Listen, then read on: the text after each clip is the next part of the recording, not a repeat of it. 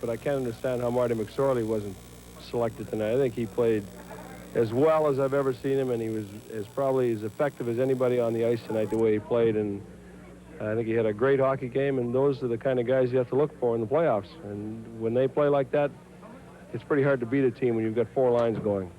McSorley was great in Game 2, but will the great one be great in Game 3 tonight in Winnipeg? Wayne Gretzky knows that the Jets are back home. They'll be tough, and this is the biggest game of the series. I think that we're getting better every game, every period. We just, since that first loss to LA, we've just steamrolled since then. We just keep getting stronger and stronger. And third game now in Winnipeg is just a big hockey game. We got to win it.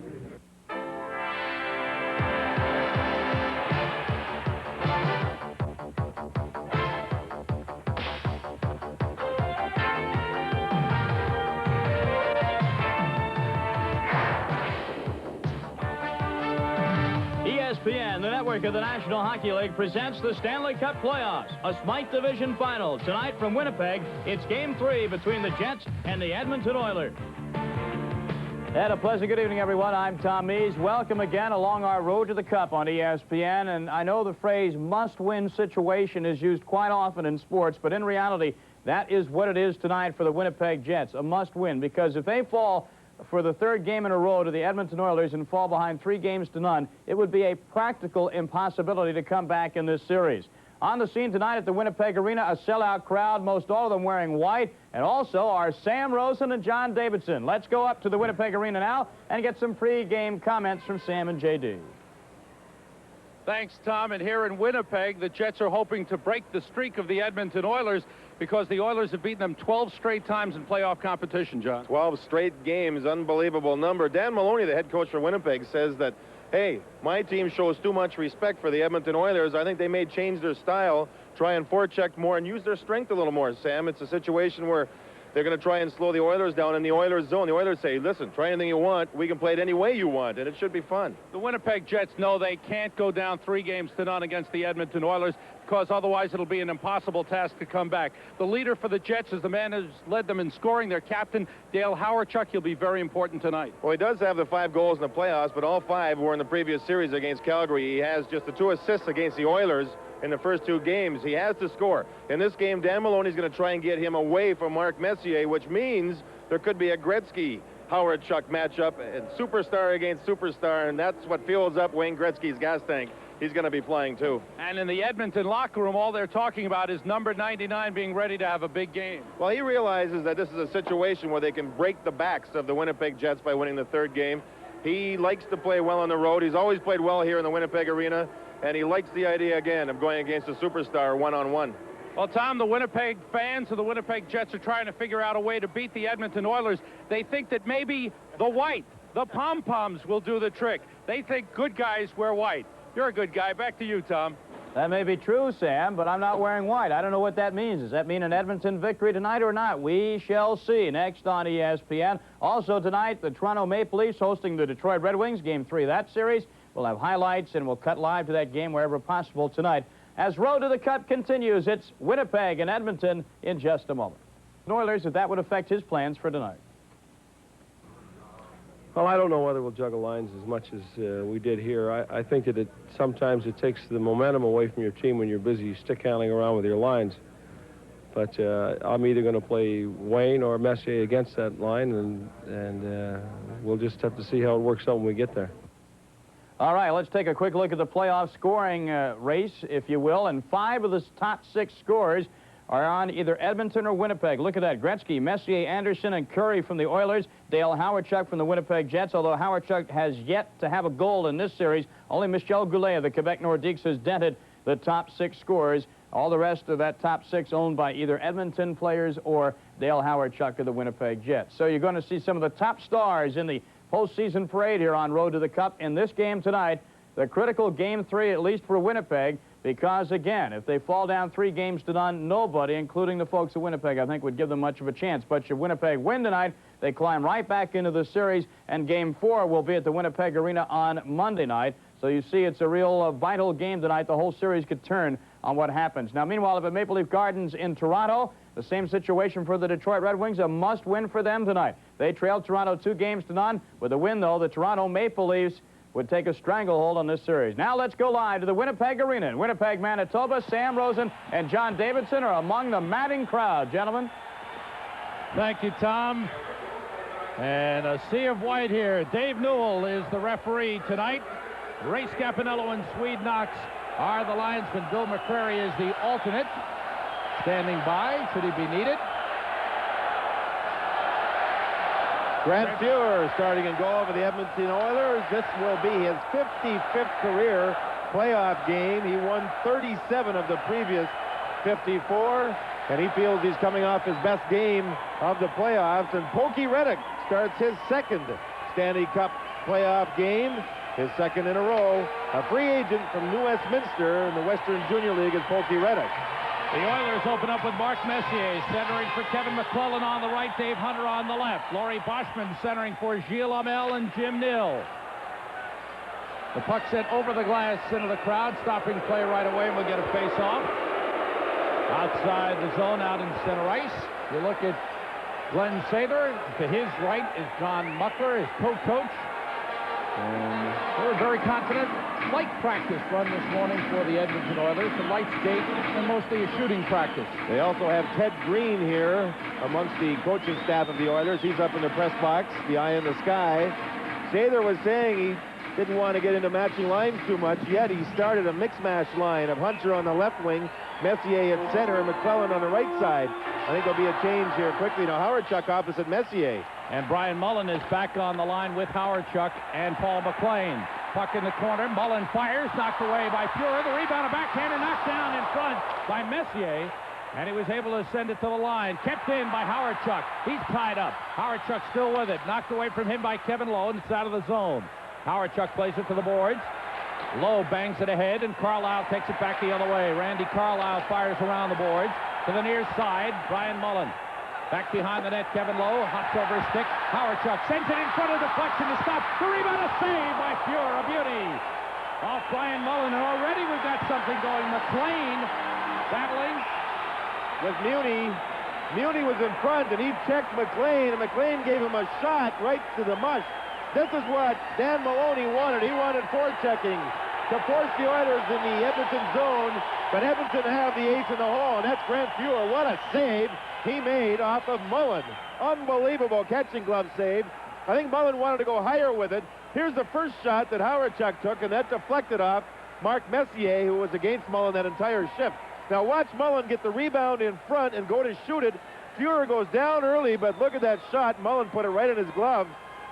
And in front of the net is where McLean and Muni were matched together.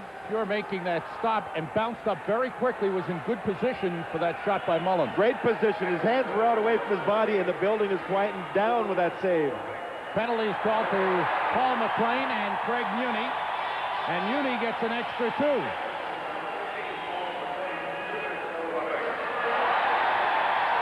McLean gets 2 minutes for roughing. And we're waiting for the call on Muni. They posted 2 minutes for Muni. So Muni will get 4 minutes, double minor, and roughing. McLean gets 2. And Sather can't believe it. Actually, if you watch in front, Muni's on McLean. Now watch McLean. He actually started it. The Oiler retaliated, but the Oilers get the short end of the stick on that particular play. It was definitely McLean that started it with a short jab to the face of Muni. Glenn Sather shows his true feelings on the play. Now, Sather and Maloney, through the media, have had a war going towards the officials. Maloney's trying to build a case for the Winnipeg Jets, and Glenn Sather saying it's not going to work for Maloney to do that. Now, Maloney's at the door of the bench, and he's upset for the fact that there's been a delay in getting action going. He felt his team had something started, some momentum going. Exactly right, and he's yelling out at the officials to get the play back in. There's Paul McLean just prior to the opening drop of the puck. He's meditating behind the net. Players go through rituals before each game, and he's preparing himself, and he had a pretty good shift. Now, Maloney, you're right. He wanted Glenn Sather to put the extra man into the penalty box. Sather took his time to take the momentum away from the Winnipeg Jets. So the Jets with a 5-on-4 skating advantage at 47 seconds, the time of the penalties. Power play advantage for the Winnipeg Jets. But their power play has been almost powerless this season. They ranked number 19 throughout the regular season. And 21st at home. Just the pressure of one line being checked. Their penalty killing was excellent. Their power play hurt them. And Edmonton have taken the fewest penalty minutes of any team that's left in the playoffs. So Winnipeg have to take advantage of their power play chances. The Jets on the power play have Hamel, who had the puck knocked away by Messier. Messier in the corner with Carlisle. Good job by Messier. Taken away from him by Hamel to Laurie Boschman. Boschman across to Jim Nill. Marois and Carlisle at the points as Nill goes in against Coffey, who breaks up the play. Kept in by Marois, then knocked down, and out come the Winnipeg Jets. Coffey races down. Across the line he comes. 3-on-2 developed. Coffey going in. Center knocked away. Messier has it. Messier sending it across. Just missed connection with Craig McTavish. Nill takes it out for the Winnipeg Jets. Nill across the line. Drops it off for Howard-Chuck. He moves in with a shot off the right arm of Grant Fuhr up into the crowd, stopping play. Good shot by the Winnipeg Jets. When you're killing a penalty, like the Edmonton Oilers do, they take advantage of every chance they have. They had a 3-on-2 develop on Dan Maloney's hockey club. Now, Winnipeg forechecking have drawn the power play chance here. That's exactly what he wants. He does not want the Oilers to be able to flow through that neutral zone. Dan Maloney, who played in Los Angeles, he played in Chicago, he played in Toronto throughout his career. Sam, when you're on a power play against Edmonton, you lose control of the puck, you better hustle back because Paul Coffey will join the play. 50 seconds to go in the power play for the Jets. The Oilers clear down. Reddick stops the puck. Ellett is back with Frederick Olofsson. Ellett number 2, Olofsson number 4. Olofsson gets the pass and takes it across the Edmonton line. Olofsson trying to put it in front. It's blocked. Good play by Steve Smith. There's an offside called against the Winnipeg Jets coming across the line. You look at Brian Mullen, who scored 19 goals this season. First time in the last 5 years he's failed to score 20. He played 2 years at the University of Wisconsin, won an NCAA championship with that team. Before that, with the West Siders in Manhattan.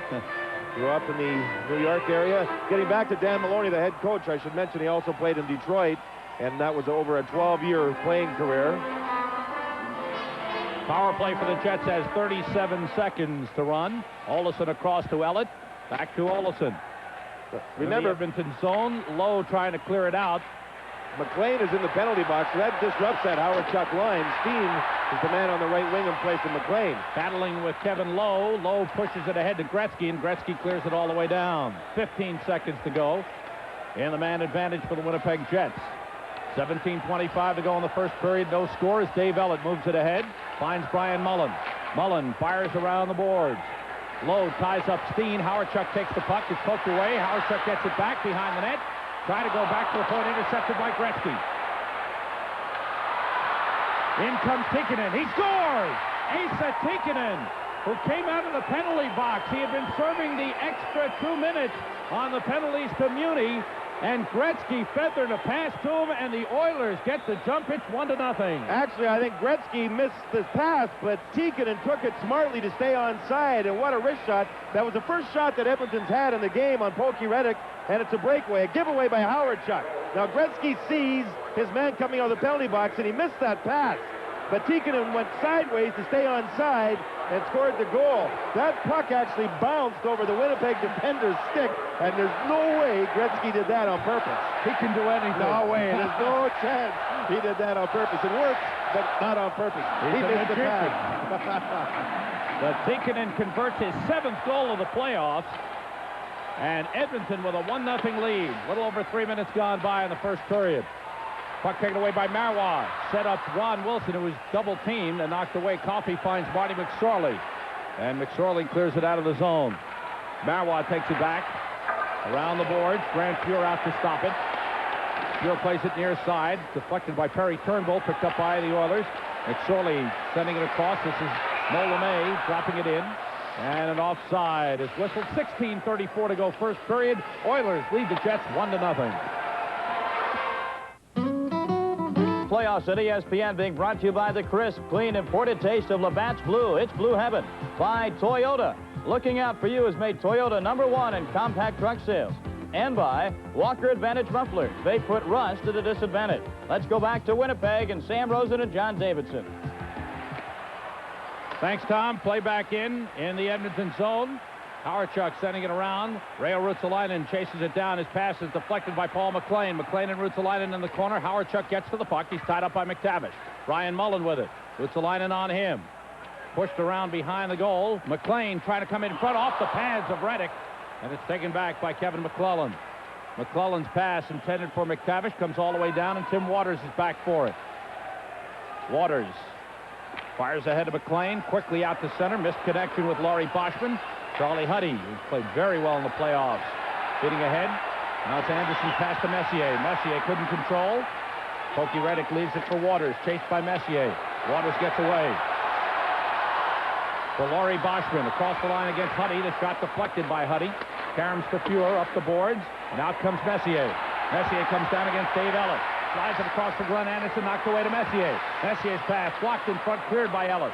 Stopped at the line by Huddy. His shot deflected by Amel, and Ellis sends it around for Brad Berry. Up to Jim Nill. Nill cross ice for Hamel. Hamel tied up by Huddy. Kent Nielsen goes into the corner, taken away by Boschman. Nielsen pokes it to the boards. Ellis tried to keep it in, but deflected over the glass. Stopping play with 15:07 to go in the first period. Edmonton 1, Winnipeg nothing. Looking out for number one. Looking out for number one. Toyota, looking out for you with a powerful new Toyota 4Runner. Four-wheel drive, room for 5, and an unlimited capacity for excitement. Looking out for number one. Looking out for you has made the Toyota 4Runner number 1 in owner satisfaction. Who could ask for anything more?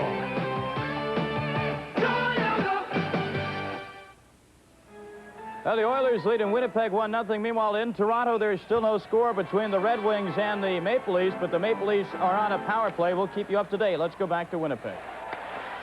Thanks, Tom. Here, Asa Tikkanen's goal at 2:55 from Wayne Gretzky, giving the Oilers a 1-0 lead. Jari Kurri with the puck.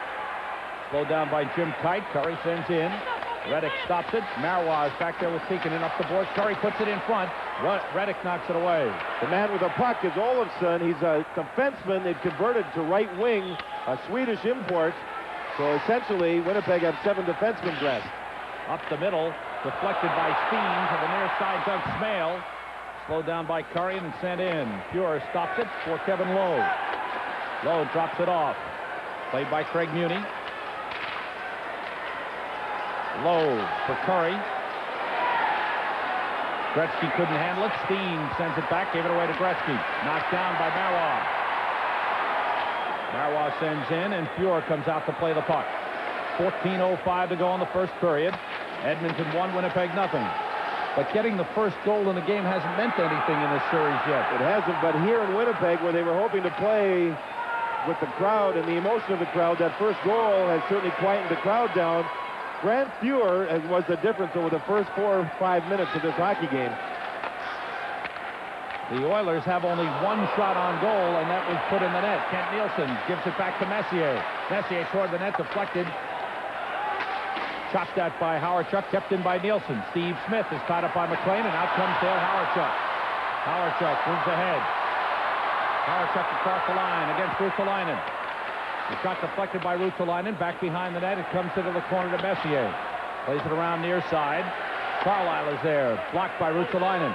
And now Steve Smith falls down. Nill takes the puck. But gave it away to Messier. Messier's been in good defensive position a couple of times already. He's a centerman, and he's against Howardchuk again, so he comes deep into his own zone, and he's broken up plays 2 or 3 times right in front of Grant Fuhr. Huddy's pass deflected, picked up by Perry Turnbull, who drives it deflected wide. Coffey got the stick on it. Changed direction, went wide of the net. Huddy tied up. Nill battles with Huddy. Turnbull centers for Boschman, but it was broken up. Anderson came back. Edmonton forwards are coming back deep and really helping out defensively. It's much deeper than what they've done in the regular season. A penalty coming up, a holding call against Laurie Boschman, as Krushelnyski showed his strength and size going up the middle of the ice. 2 Jets dragged him down to the ice. Boschman was one of them. 12:39 to go in the first period, and a power play for the Oilers coming up. When whippoorwills call, Labatt's blue. Evening is nigh. Blue heaven. I hurry to my smooth. Clean. Crisp. The shot from just inside the blue line. Mike Allison tips it by Glenn Hanlon. The Maple Leafs took a 1-0 lead, but just 51 seconds later, here comes Steve Yzerman for the Red Wings. Leaves the puck for Kosar, and it is Gerard Gallant tapping it in. So Gallant from Yzerman and Kosar, and it's a 1-1 hockey game. Let's get back to Winnipeg. One of the few mistakes Ken Reggett has made. Wow. Dropping that puck. Saw Lands shoot the puck. That's exactly why Toronto picked up Lands from Vancouver to play the point on the power play. Boschman for holding at 7:21. Oilers on their first power play of the game. Reddick stops it, drops it in the corner. Curry is there. Pass deflected. Curry again for Gretzky along the boards. Gretzky holds the back pass to the point. Huddy turns and shoots. Save made. The rebound, another save by Reddick. A big one off Tinkinen, and Tinkinen was tripped up by Marois. But referee Dave Newell did not see it. Here's Ron Wilson, a backhander off the stick of Grant Fuhrer. Curry picks it up on the fly, breaks down against Jim Kite. Double teamed, and Wilson able to clear it down. One thing about the Winnipeg Jets, their penalty killing has been outstanding. #1 in the National Hockey League during the regular season. And Edmonton have not scored in 14 tries during the playoffs on the road on their power play. Elliott playing the boards for Nil, and Nil clears it out. Ruotsalainen is back there. Sam, watch Edmonton. If they get the puck into the Winnipeg zone and set up, it will be to the left of Pokey Reddick, and they'll try and sneak a defenseman in when the puck is being passed around in the corner. They'll sneak a defenseman in from the other side of the ice. They call that side the weak side. The puck, where the puck is, there's a delayed penalty coming up now, as Nil has taken a penalty, and the Jets will be 2 men short. With 37 seconds to go in Boschman's penalty, a penalty coming up to Jim Nil, with Edmonton leading 1-0. Looking out for #1. Introducing the new limited edition Toyota trucks with the options you want free. Chrome bumpers, front and rear. Didn't cost a cent. Full carpeting, cloth bench seats. Not a penny more. Sport striping, style steel wheels. Comes with the truck. The limited edition Toyota trucks. Only $69.98. For a limited time only, get valuable options. Free. Who could ask for anything more? With Laurie Boschman in the penalty box, Jim Nil gets 2 minutes for roughing at 8:44. Way back behind the play, Nil, a reaction play, and that cannot help Dan Maloney's Winnipeg Jets. Plays like that. You know, Boschman's still in the penalty box. He is by far the best centerman for draws, and this faceoff is in that Winnipeg zone against one of the best in Messier. 5-on-3 skating advantage for the Edmonton Oilers for 37 seconds or less. Should they score? Ron Wilson and Mark Messier to the draw, and Messier is chased by Swede Knox. Messier was trying to lift the stick of Wilson, and then he was going to kick the puck back with his skate, but he got tossed out. Wilson wins from Gretzky. Narwa driving it around. Kent Nielsen there to stop it. Nielsen looks around, feeds Ruotsalainen. Back to Nielsen. Moves in. He shoots. Save made. The rebound goes wide. Back in the crease. Reddick covers it and moves it to Marois. And Marois holds. Got tangled up with Dave Newell, but he's able to clear. That may be just enough time to bring back Laurie Boschman. 12 seconds to go in Boschman's penalty as Ruotsalainen carries up ice. Drops it off for Messier. Back to Ruotsalainen. Ruotsalainen waits, feeds Gretzky. Tight on him. Back to Ruotsalainen. Cross ice to Nielsen. He moves in. Nielsen deep. It's stopped by Reddick with a stick. One man is back. It's a 5-on-4 now for Edmonton. Gretzky has it in the circle. Gretzky waits. Looks. Back to Ruotsalainen. One times it wide. Nielsen overskates, leaves it for Anderson. Anderson back pass to Ruotsalainen. Ahead for Gretzky. Messier battling in front. Saved by Reddick. Another save by Reddick off Messier. Pokey Reddick with a couple of outstanding saves. How about 3 or 4 outstanding saves? Tell you, they started that power play to the left of Reddick. Tried to draw people down low, then they feed their points and jammed the net for a low shot, but Reddick found the puck through the screens. Edmonton is offside. 36 seconds to go in Nil's penalty, and now the crowd is coming alive due to the play of Pokey Reddick. In just his second Stanley Cup playoff game, his first on home ice, he made a save off of Kent Nielsen with his stick. But see how they draw everybody down low, Sam? To the left of Reddick. Now they feed the point. Kent Nielsen's got the puck. He can dipsy doodle. Now watch the stick. as Reddick reaches out and makes a fine save. Reddick went at the shooter. He didn't even worry about the pass. And there's Reddick scrambling again. Jim Kite trying to move the puck high off the glass. That's the corner, and I keep saying it, where all the offense is developing for the Edmonton Oilers to the left of Reddick, and they try to feed either the point man or a man sneaking in on the other side. 9:45 to go in the first period. Edmonton leading 1-0, and on a power play. 25 seconds to go. Honey is knocked down. He's on top of the puck just inside the line. And freezing it. The faceoff will definitely come outside the zone. Charlie Huddy gets the puck high. Well, not that high. Maybe call it the midsection, and down he went. Whoa.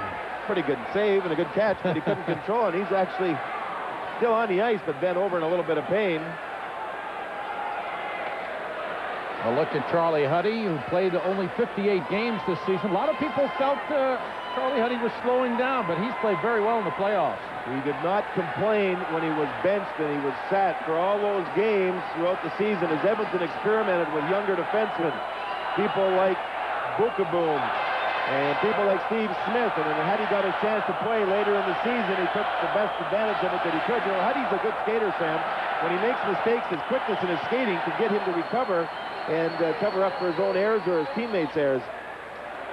12 seconds to go on the Edmonton power play as Coffey moves it slowly. Finds Mike Krushelnyski. Off the corner boards, past Pokey Reddick. Gets out to play it, waits. Almost gave it away. Ron Wilson gets there. The power play is over. The teams are back at full strength. So the Oilers penalty killing. Outstanding. And with 9:05 to go in the first period, it's still 1-0 Edmonton. Brad Berry, number 29, the rookie defenseman, moves it around for Paul McLean. Thomas Steen picks it up. Back for McLean. McLean moves down against Kevin Lowe. His shot stopped by Grant Fuhr. Craig Muni with it. As the battle goes on in front, McLean was tied up. First with Fuhr, and then with Lowe. McTavish shot sticked aside by Pokey Reddick. Curry bangs it off the boards. Tim Waters plays it, chased by McTavish. When Edmonton came out of their own zone, they used a long pass from Curry back over to McTavish. That's something they're doing well. Winnipeg tried to clog up the center ice area, the middle of the ice, so Edmonton can't get skating. But Edmonton, with those long passes, and they're so accurate, are springing their team out of the zone. Hunter battling along the boards. McTavish comes out of the corner, hit by Waters. Good play by Tim Waters. Then he's tripped up for penalty call. Power play coming up for the Winnipeg Jets. A late penalty as they get an extra skater on ice. Howardchuk comes down across against Ruotsalainen. Drops it off. Lost control. Smith makes the touch. 8:02 to go in the first period. 1-0 Edmonton leading it, but a power play for the Jets coming up. You won't believe what's happening inside your muffler. Rust that starts on the inside is eating its way through. The Napa Advantage muffler with Absorbite helps prevent internal rust. The inside of this muffler was not protected with Absorbite. This muffler was. You can see the difference. The Napa Advantage is even covered by a lifetime warranty. Of course, you may never have to use it. The Napa Advantage. It puts rust at a disadvantage. Available at thousands of Napa outlets. McTavish for hooking at 11:58. The Jets go on their second power play. You see Waters get the puck, and you see the hook to the knee area of Waters, and down he went. Now, Winnipeg just had some outstanding penalty killing. They'll see if their power play, well, actually, their percentage at just over 25% is the best of any team left in the playoffs, but it hasn't been very good against the Oilers. They did very well against the Calgary Flames in the power play. Howardchuk won the draw. Carlisle moves it to McLean. Back to Carlisle. Side of the net. Howardchuk across. It's deflected. Attempt to clear by Huddy. Hit Messier. Howardchuk puts it in front. McLean shoots wide. Now stops it. Toward the net. Save Reddick. Excuse me, Grant Fuhr. That's the other way around.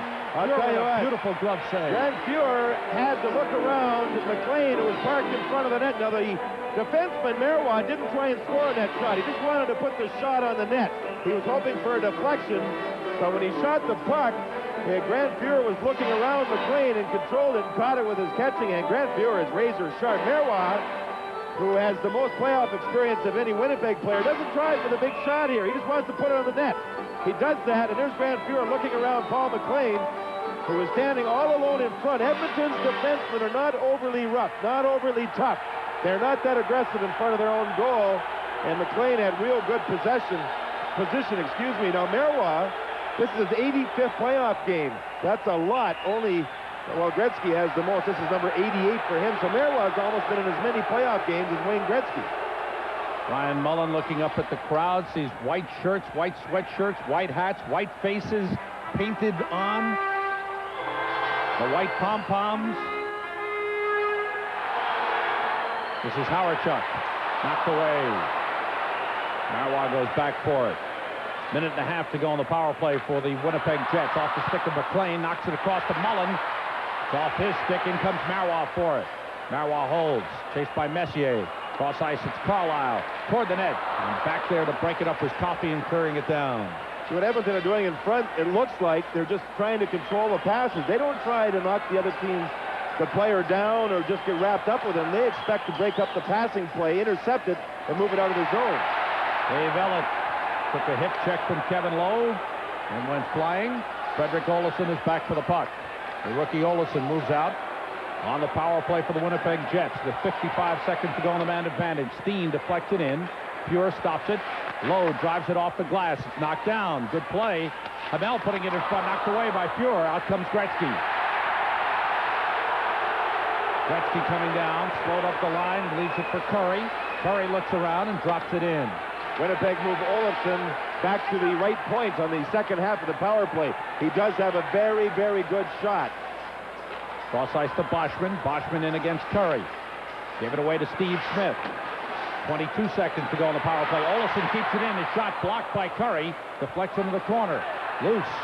Jim Nill is knocked down by Steve Smith. Penalty called. A little help from the crowd, but Steve Smith takes a cross-checking penalty, and the Jets will have a two-man advantage, with Edmonton leading 1-0. Looking out for number. Let's go back to Winnipeg. Sam? Thanks, Tom, and you're right. Nobody wants to lead there. That looked like me when I used to handle a puck as a goaltender. There's the cross-check by Smith, more of a shove than anything. So now Winnipeg has a two-man advantage. 13 seconds only remain in the penalty to McTavish. Howardchuk, 5-on-3 advantage for Winnipeg. Marois back to Howardchuk. Cross ice for McLean, he missed. Steen for Howardchuk, his shot blocked. The rebound is loose behind the net. McLean has it. One man is back. It's a 5-on-4. Howardchuk back to the point to Marois. What a play by McTavish. That shot grabbed by Pure. McTavish diving at Marois, trying to upset him on the shot. Grant Fuhr found where that puck went, and McLean with a quick wrist shot made the save, but it looks like Winnipeg is feeling the pressure of missing some open shots. Look at how these Winnipeg Jets, three of them are standing there. They're going after the loose puck. Coffey finally gets there and breaks it up. But Winnipeg had lots of chances there to get shots and couldn't get them on the net. They just don't look comfortable. They're feeling the pressure. Here you see McTavish break it up, and McLean gets that puck. And he just turned and shot it quickly, and Grant Fuhr, who was allowing no rebounds at all around the net, made the save once again. He is quick with the glove. He feels really well about himself. The last two games he's played in the playoffs, the closing game against the last two against Winnipeg, he did not allow a bad goal. And he said he's just starting to round himself into real good playing shape once again. Howardchuk, bad pass, McTavish clears. The Smith penalty was cross-checking at 13:45. There's 5:40 to go in the first period. Edmonton leading 1-0 on a goal by Esa Tikkanen at 2:55. Power play for the Winnipeg Jets with 1:20 to go with a man advantage. Carlisle sending it in. Huddy plays it to Coffey. And out it goes and all the way down. Talk about being relaxed. Grant Fuhr before the game was talking about playing golf with John Davidson. He's about a 4 handicap. If he's my partner, he's going to go in at a 7. And if he's playing on the other team, he's going in at a 2. He's a fine golfer. He likes to relax in the golf course. Turnbull moving in. Gets out in front. Good strength by Perry Turnbull. But finally, the Oilers able to break up the play. And the puck deflected over the glass into the crowd. 51 seconds to go in Smith's penalty. Grant Fuhr, who is 9-0 in the playoff lifetime against the Winnipeg Jets. Shots on goal are now 9 for Winnipeg and 5 for the Oilers. He's just a good all-around athlete. There's Andy Moog, who is backing up Grant Fuhr. Andy Moog doesn't get a chance to play very often in the playoffs when Grant Fuhr gets hot. Grant Fuhr has the ability to win a game on his own. because of just how much athletic ability that he has. Andy Moog is a very, very steady goaltender. He could be a #1, believe me, with any team in this league. Puck sent all the way down, 45 seconds to go on the power play for the Winnipeg Jets. Dave Ellett, #2, with the puck. Ellett, lead for Frederick Olesen. Moves in against Lowe. Plays it into the opposite corner. Turnbull off the boards. It's deflected back through.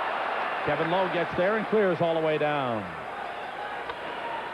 Reddick stops the puck. Ellett is back for it.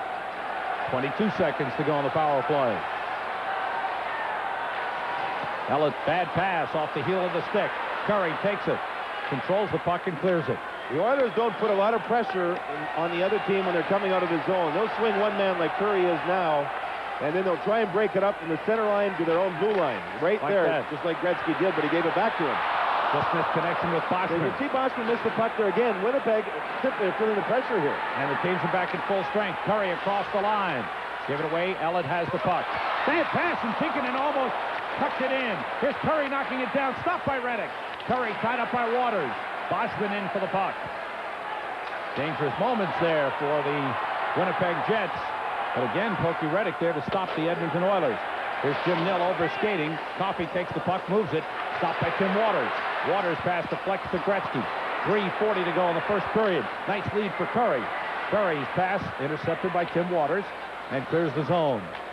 1-0 Edmonton leading it. Waters plays it out past Jim Nill. And Coffey lifting it back in. Randy Carlyle knocks it down. Cross ice. Smale tips it ahead. Doug Smale coming in. It's shot wide to the near side. Tikkanen goes over, looks around. Checked by Ron Wilson. Nielsen gives it back to Huddy. Knocked down by Gilles Hamel, then cleared out of the zone. Marois for Hamel, who had 27 goals this year. A career high for Gilles Hamel. His first year with the Winnipeg Jets after coming over and trade with Buffalo. Just under 3 minutes to go in the first period. Marois driving it in. And one thing the Oilers have done for the most part is kept the crowd somewhat quiet. But here's Hamel moving in. His pass deflected on goal and cleared out. Coffey deflected it to Fuhrer, who stopped it, and Coffey on the ice was able to clear. You wonder how many good chances you're going to get in a hockey game. You've got to start converting those good chances. That was a 2-on-1 in front. Coffey took a chance. Nielsen moves in. Nielsen for Anderson, hit the post. Up the near side. That shot by Ruotsalainen and stopped by Reddick. Messier moves it ahead, but gave it away to Hamel. Gilles Hamel, pass deflected, taken back by Kent Nielsen. Steve Smith sends it ahead. Jim Kite knocks it down. Goes behind the net and plays it around to Steve Rooney. Rooney out for his first shift of the game. Gilles Hamel, number 11, with the puck. Comes down. Smith knocks it away. McTavish picks it up. Good transition by the Edmonton Oilers as McTavish dumps it in. Rooney is back for it. Rooney moves it around far side to Hamel. Good hit by Kevin McClellan. Hit back by Rooney. Hamel was hurt on that play, Sam, I think. McClellan is a very, very strong individual. He hammered Hamel into the boards. There's been a good pace to this game simply because there has not been a lot of hitting along the boards. There, McClellan nailed Hamel, who is still down on his knees. The linesman trying to pry the players loose. Things start to settle down. Muni and Boschman now, they're both getting rid of their gloves. This hasn't settled down yet. Dave Newell, the referee, trying to get in there. Hamel is up. Appears to be all right now.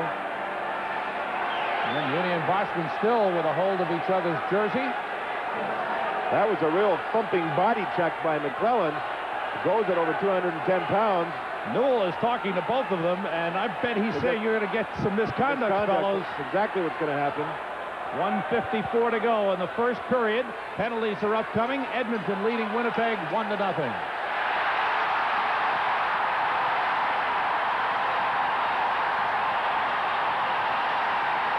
And they finally went. I'll tell you, Boschman is left-handed. You see him throwing them with his left hand. He caught Muni. Rooney is already in the penalty box. Boschman, who likes to play it tough, found an opening as the two of them were wrestling and wrestling and wrestling. And he landed the first one. A left hand actually landed about the first 6. And Muni's a little dazed. It'll be interesting to see what Newell assesses here because of the fact that he stood with the players. Usually the linesmen are there to break it up. This time Newell stood there warning them not to go. 1:54 to go in the first period. Edmonton 1, Winnipeg 0. Listen for those penalties here. Leaf Gardens in Toronto. Well, that score is 2-2. They're inside the last minute of play. Well, I guess we're going to stay in Winnipeg. Let's stay in Winnipeg. Here's Sam Rosen and John Davidson. There's the initial hit that started everything by McClellan. His elbows were down, his stick was down. You see Hamel go down himself. Now Rooney is in the penalty box because he came back at McClellan after the puck had left the area. There he is in the penalty box. There's a 2-minute minor up on the board right now to Boschman. So it looks like the Oilers will get the power play. Boschman, as Dan Maloney looked up at the scoreboard wondering what is going to be happening here. McClellan is also in the box. Boschman and Muni have gone to their respective dressing rooms as there's only 1:54 remaining in the first. Now Boschman waited and waited with Muni and finally had a chance to throw a left, and he caught Muni pretty good. And Glenn Sather is looking up, but he looks like his team is going to have a power play. You know, the Oilers, as I mentioned earlier, have taken the fewest penalty minutes of any team left in the playoffs. Rooney's going off. Well,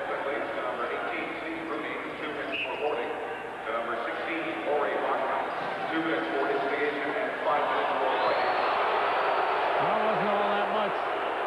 2 minutes for instigation for Boschman. Gets the extra 5 minutes for fighting. Muni gets 5 minutes for fighting. Rooney got 2 minutes for boarding. Because the puck was gone from the area, and he went in and nailed McClellan. Now Boschman, that's what I mean by him sneaking that left in. That's why he got the extra 2 minutes for the instigator, being the instigator. So Dan Maloney has to rely on that penalty killing unit again. There's got to be another 2-minute penalty to the Edmonton Oilers as well. There are 2 minors called on the Winnipeg Jets beside the 5-minute major. And we're waiting for McClellan has gone to the penalty box, Sam, so he got 2 minutes himself. Or actually, they've gone to the dressing room. And there's one man in the penalty box, and that's Turnbull to serve the additional 2 to Boschman. Oilers with a 5-on-4 power play advantage. Their third power play of the game. They're 0 for 2 thus far. Here's Smale coming down. Long shot. Glove save by Grant Fuhr. A set play by the Winnipeg Jets. They won the face-off. A quick pass to Smale, and then it was a one-on-one with Smale and Charlie Huddy being the only man back. So Smale decided on the long shot. There it is, the one-on-one. That's all you see left. He uses Huddy as a screen, and Grant Fuhr, who catches with his right hand, another just fabulous save. 1:47 to go in this first period. Edmonton leading 1-0. Early goal by Asa Tikkanen. Came out of the penalty box and took what appeared to be an errant pass from Wayne Gretzky and went on in and scored on the first shot on goal for the Oilers. Messier going back to copy. Oilers power play. Charlie Huddy sends it around the boards. Reddick out to stop it. Marois there to play it. Took a hit from Anderson and went down hard. Marois is hurt. The puck was cleared. Marois is hurt. And Jim Kite took a run at Anderson. Marois had to go back and face the glass to get the puck and shoot it out. And I'll tell you, did he ever get hammered by Anderson? Sandlin appeared to be a clean check. The puck was there, and I don't think the elbows of the stick was up.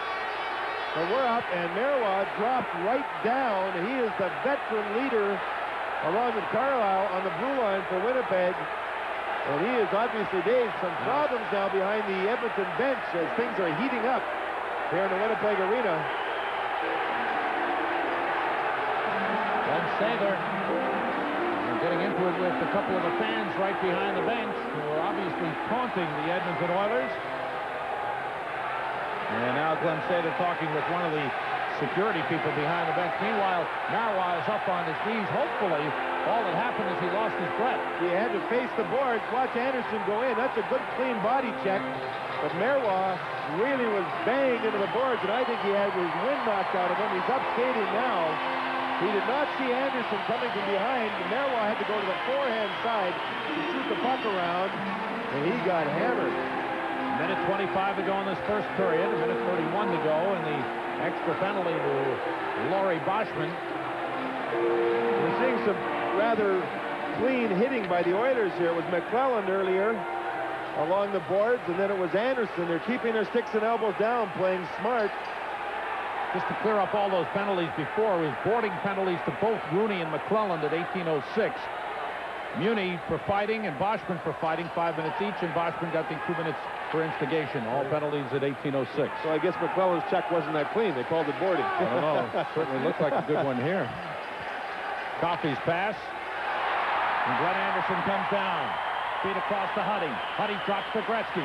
Gretzky, nice feet across. Coffey takes it off the boards. Knocked away by Pokey Reddick. Gretzky to Messier. Back behind the net. Dave Ellett moves it around the boards. Huddy stops it. He's hit hard by Smale. Messier around for Gretzky behind the net.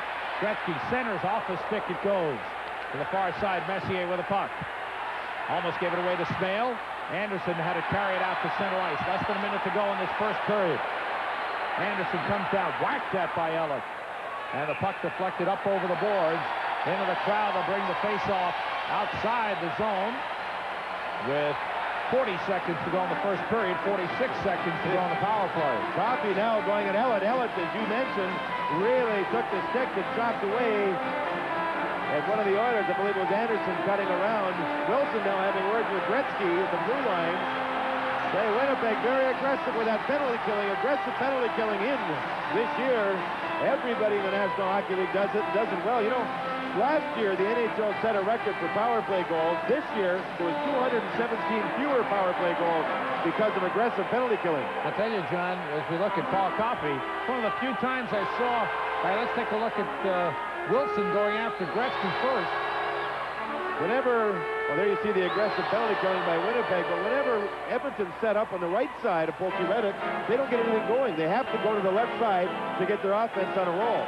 Wilson gave Gretzky a good shot with a stick, and Gretzky and Wilson were face-to-face and nose-to-nose momentarily. You don't often see that, but they were saying some unkind things to each other. They're both pretty good golfers, too. 30 seconds to go in the first period. Oilers power play. Coffey for Messier. Messier tries to beat Carlisle. Messier still with it. The shot knocked away by Reddick. Tikkanen in the corner. Hit by Nill. Tikkanen back pass to Coffey. Coffey, wrist shot deflected just wide. Gretzky banks it off the boards to Tikkanen. Tikkanen back pass to Huddy. Huddy moves in with a shot. Gloved by Reddick, and he holds it with 3 seconds to go in the period. I would not want to be a left defenseman playing for the Winnipeg Jets. Carlisle was out there, and Mark Messier just blew right by him. Earlier, Coffey did the same thing, and Pokey Reddick ends up making a good save off of Charlie Huddy and held on. So now, here you see that Charlie Huddy moving in. There's the shot. It's a little high. Jim Kite doing a good job moving Messier out.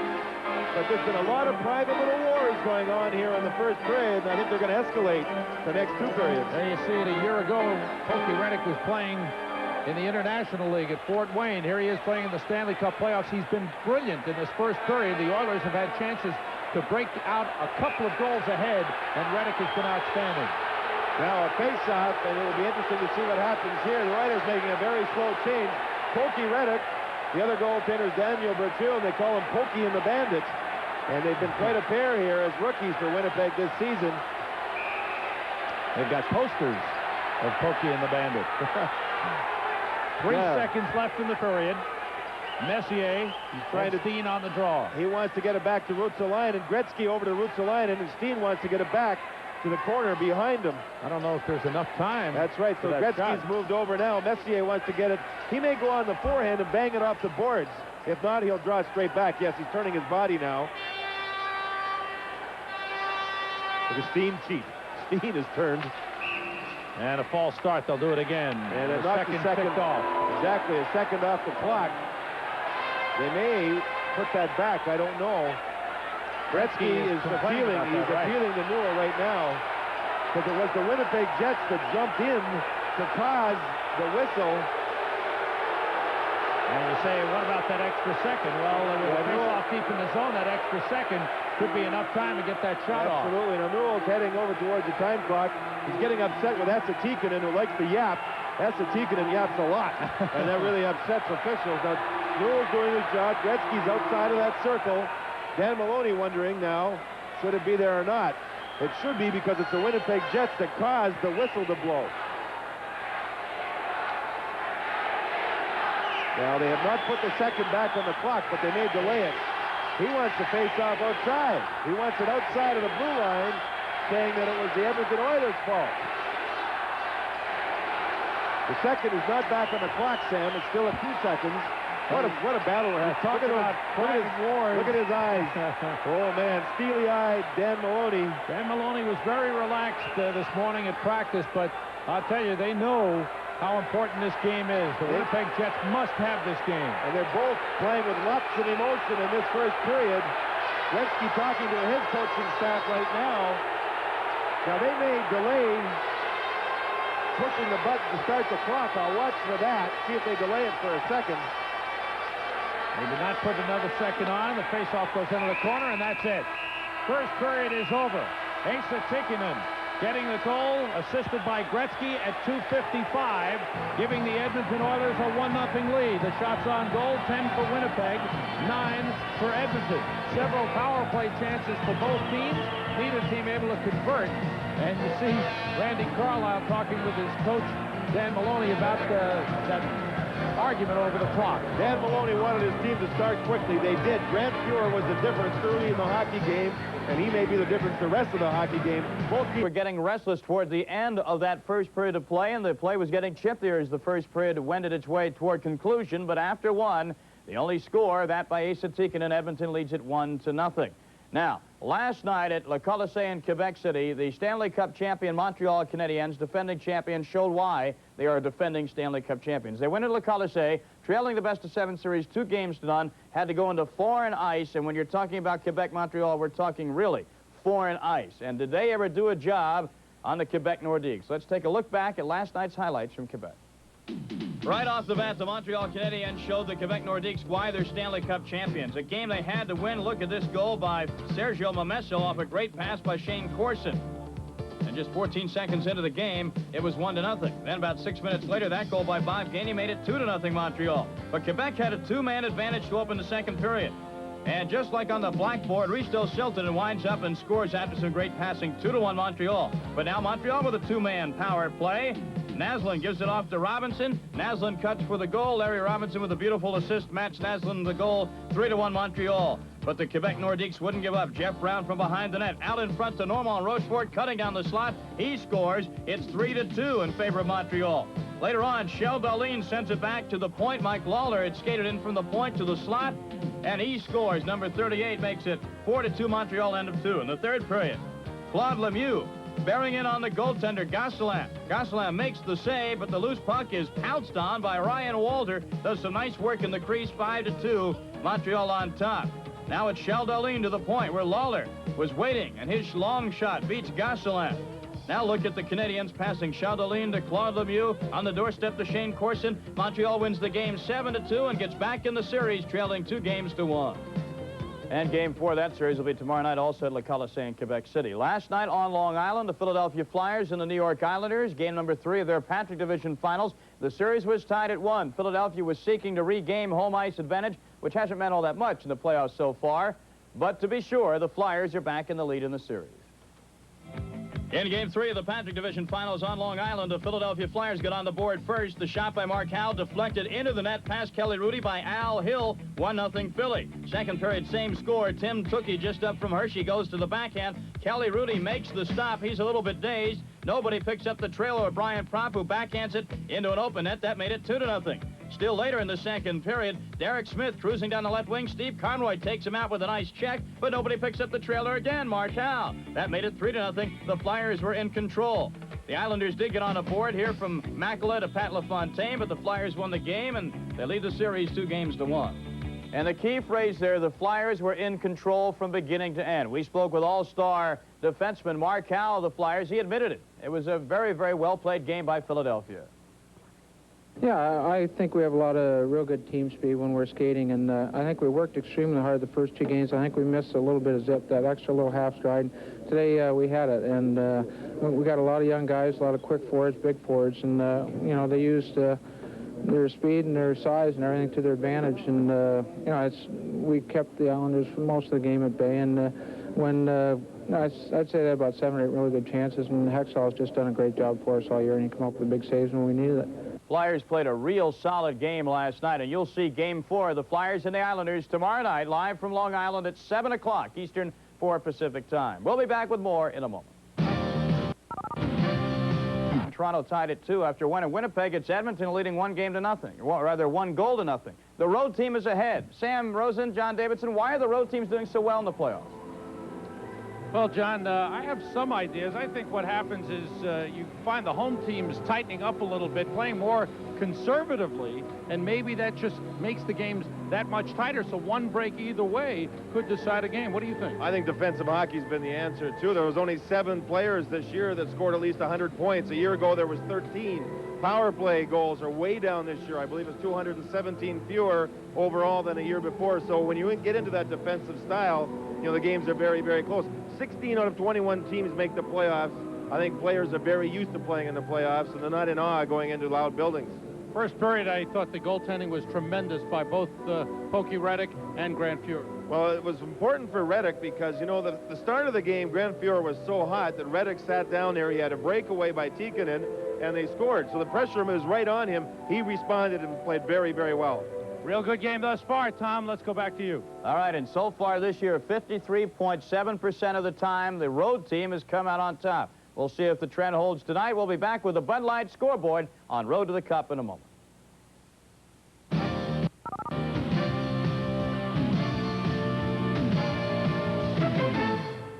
Vincent Damphus in the corner after a bad clearing pass by Hanlon over to Dan Daoul.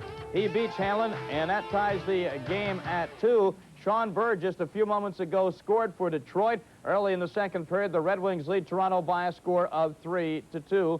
And Toronto, we understand, has made a goaltender change. Ken Reagan has come out of the game for the Toronto Maple Leafs. We'll update you on that situation just a bit later. As far as our game goes tonight, only one marker to report on. It's 1-0 Edmonton. Let's take a look at some of the action from the first period. Early on, Edmonton goalie Grant Fuhr tested on a quick flurry, capped off by Brian Mullen's shot, and right into the glove of Fuhr Mullen. Look at him shake his head. He can't believe it. But 2:55 into the period, Gretzky, a nice pass, gets a little bit of luck bouncing over his stick, hits Asa Tikkanen, 1-0 Edmonton. Now the Oilers on the power play. Pokey Reddick comes up big under pressure. Kent Nilsson with some fancy steps, but Pokey Reddick denies him. And as we get set for the second period in Winnipeg, it's the Oilers 1 and the Jets 0. And we'll be back with more on Road to the Cup as we continue in just a few moments. The scoreboard has been brought to you by the folks at Bud Light. Who's that? The life of the party, that's who. There's a super party animal. His name is Buds McKenzie. When the sun shines bright on a cold Bud Light, he's in a party frenzy. He's Spuds McKenzie, the posh pooch of pop culture. Go, Spuds, go. Spuds, you're an animal. Go, go, Spuds, go, go.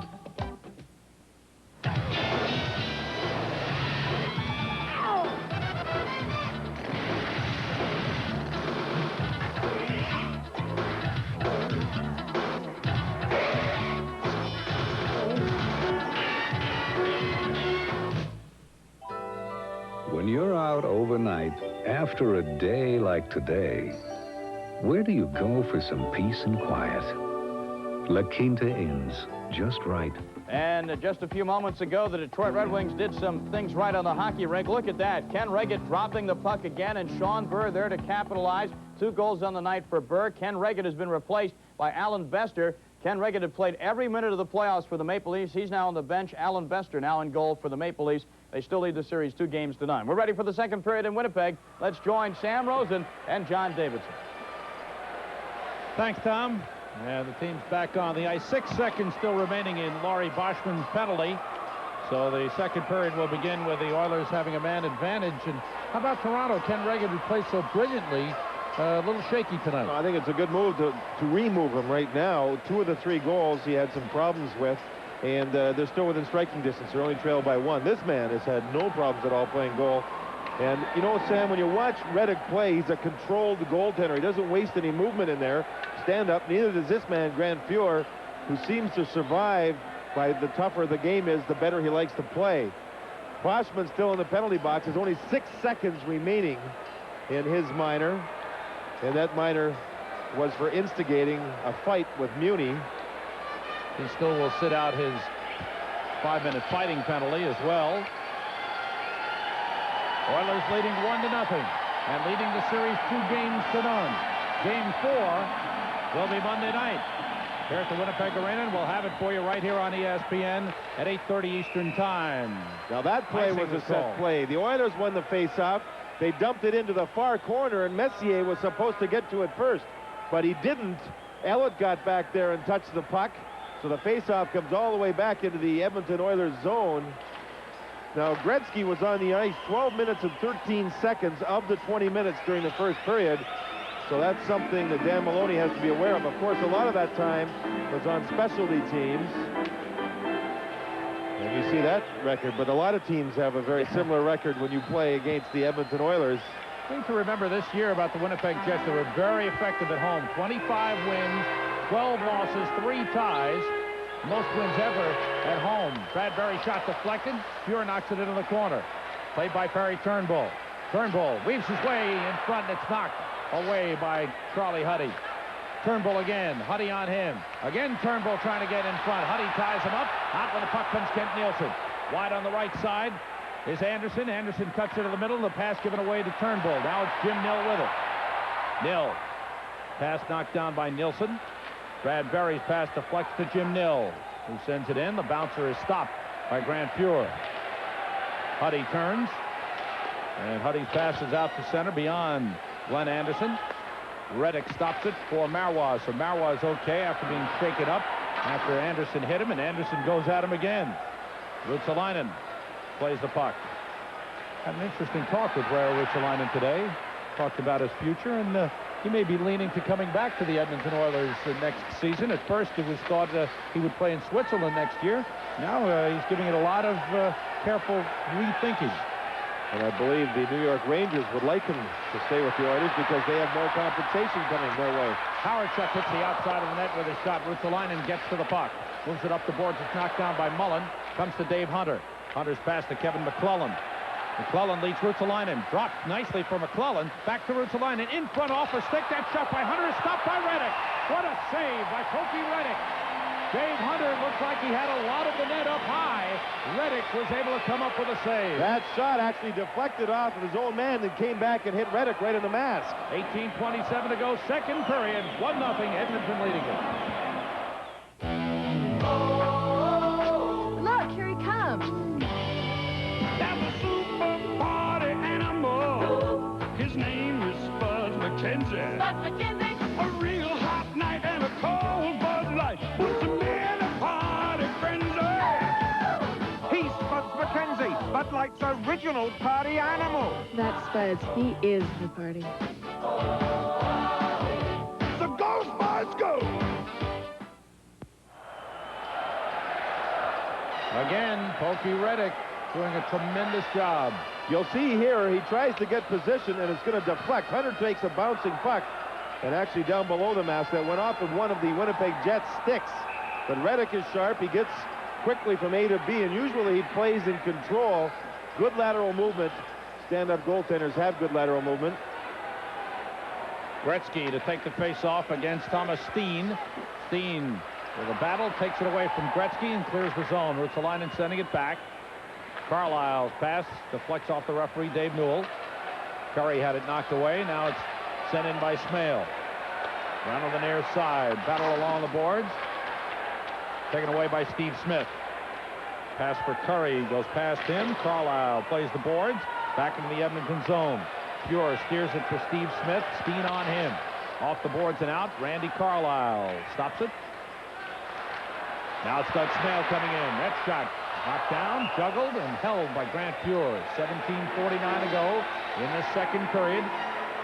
And the Oilers still leading 1-0. And we talked about Gretzky getting a lot of ice time during the first period, but you throw in the penalty killing and the power play, that's why he had so much.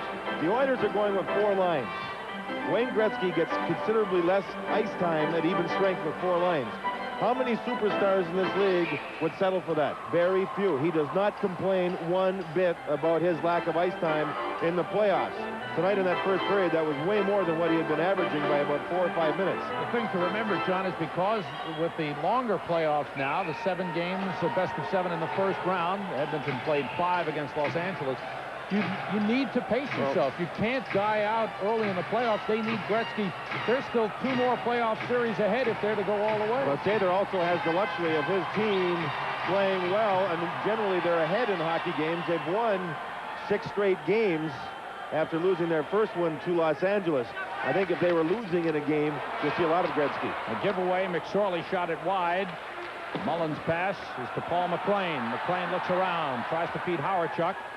Pure is back there to slow it down. Charlie Huddy looks around, goes to Marty McSorley. McSorley had an outstanding game in Game 2. Coffey sends it in. Reddick out to stop the puck.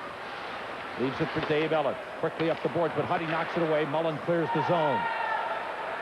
Pure points to Kent Nielsen. Nielsen takes the puck. Quickly out to Glenn Anderson. Tips it ahead for Mike Krushelnyski. And his deflection is on the stick of Mario Marois. Chased by Krushelnyski. Gave it away. Take it away. In is Nielsen. Centering, and Marois there to break it up and clear it out of the zone. Good recovery by Marois. Krushelnyski with a good shift as he centered for Anderson and Nielsen on that shift. The puck going over the glass into the crowd as Muni sent it in. A look at Kent Nielsen, who came over from the Calgary Flames. Sammy uses the lightest stick in the National Hockey League, and you see the shaft of the stick down below the tape is where his bottom hand holds that stick.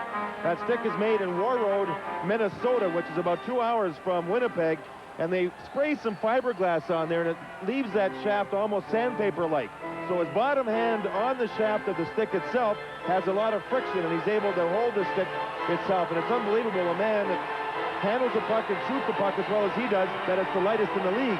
Terry Turnbull missed a good portion of this season with a shoulder injury, coming back late in the year and put into the lineup. Ray Neufeld suffered a knee injury in Game 2 when he was hip checked by Craig Muni, and he's out for the rest of this series. He has a cast on that leg. And Turnbull back in the lineup. Talk about Warroad, Minnesota, home of the Christian family. Well, you saw the name of that hockey stick. It was the Christian hockey stick. Kent Nielsen just loves the way he can handle the puck with it. Banged off the boards. Pure out to play it. Right back off the boards for Mark Messier.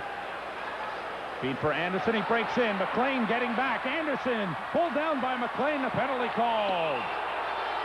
Holding is the call. McLean, a forward, pulling down the speedy Mark Messier, takes a holding penalty, and the Oilers will be on a power play with 16:20 to go in the second period. Edmonton leading 1-0.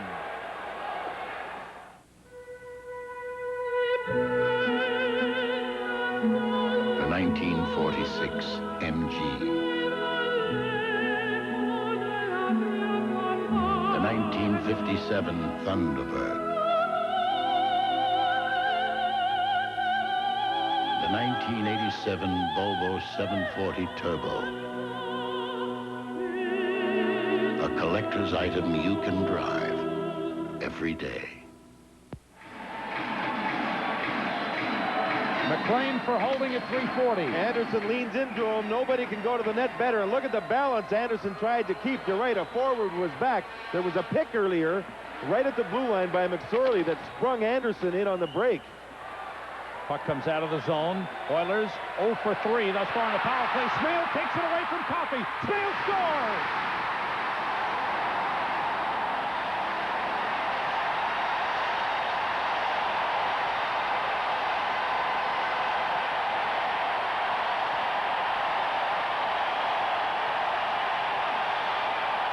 It's a shorthanded goal for Doug Smale. And he goes right at Coffey, who is careless with the puck. Now Brent Fuhr backs in. He's way back inside the goal crease when that shot is taken, and Smale goes over top. Smale on the breakaway waits. He sees Fuhr back inside and puts it up over that catching glove. Fuhr also had that catching glove way down by his skates. That's a shorthanded goal, and the crowd is alive. Smale unassisted at 3:53, a shorthanded goal, 4th goal of the playoffs for Doug Smale.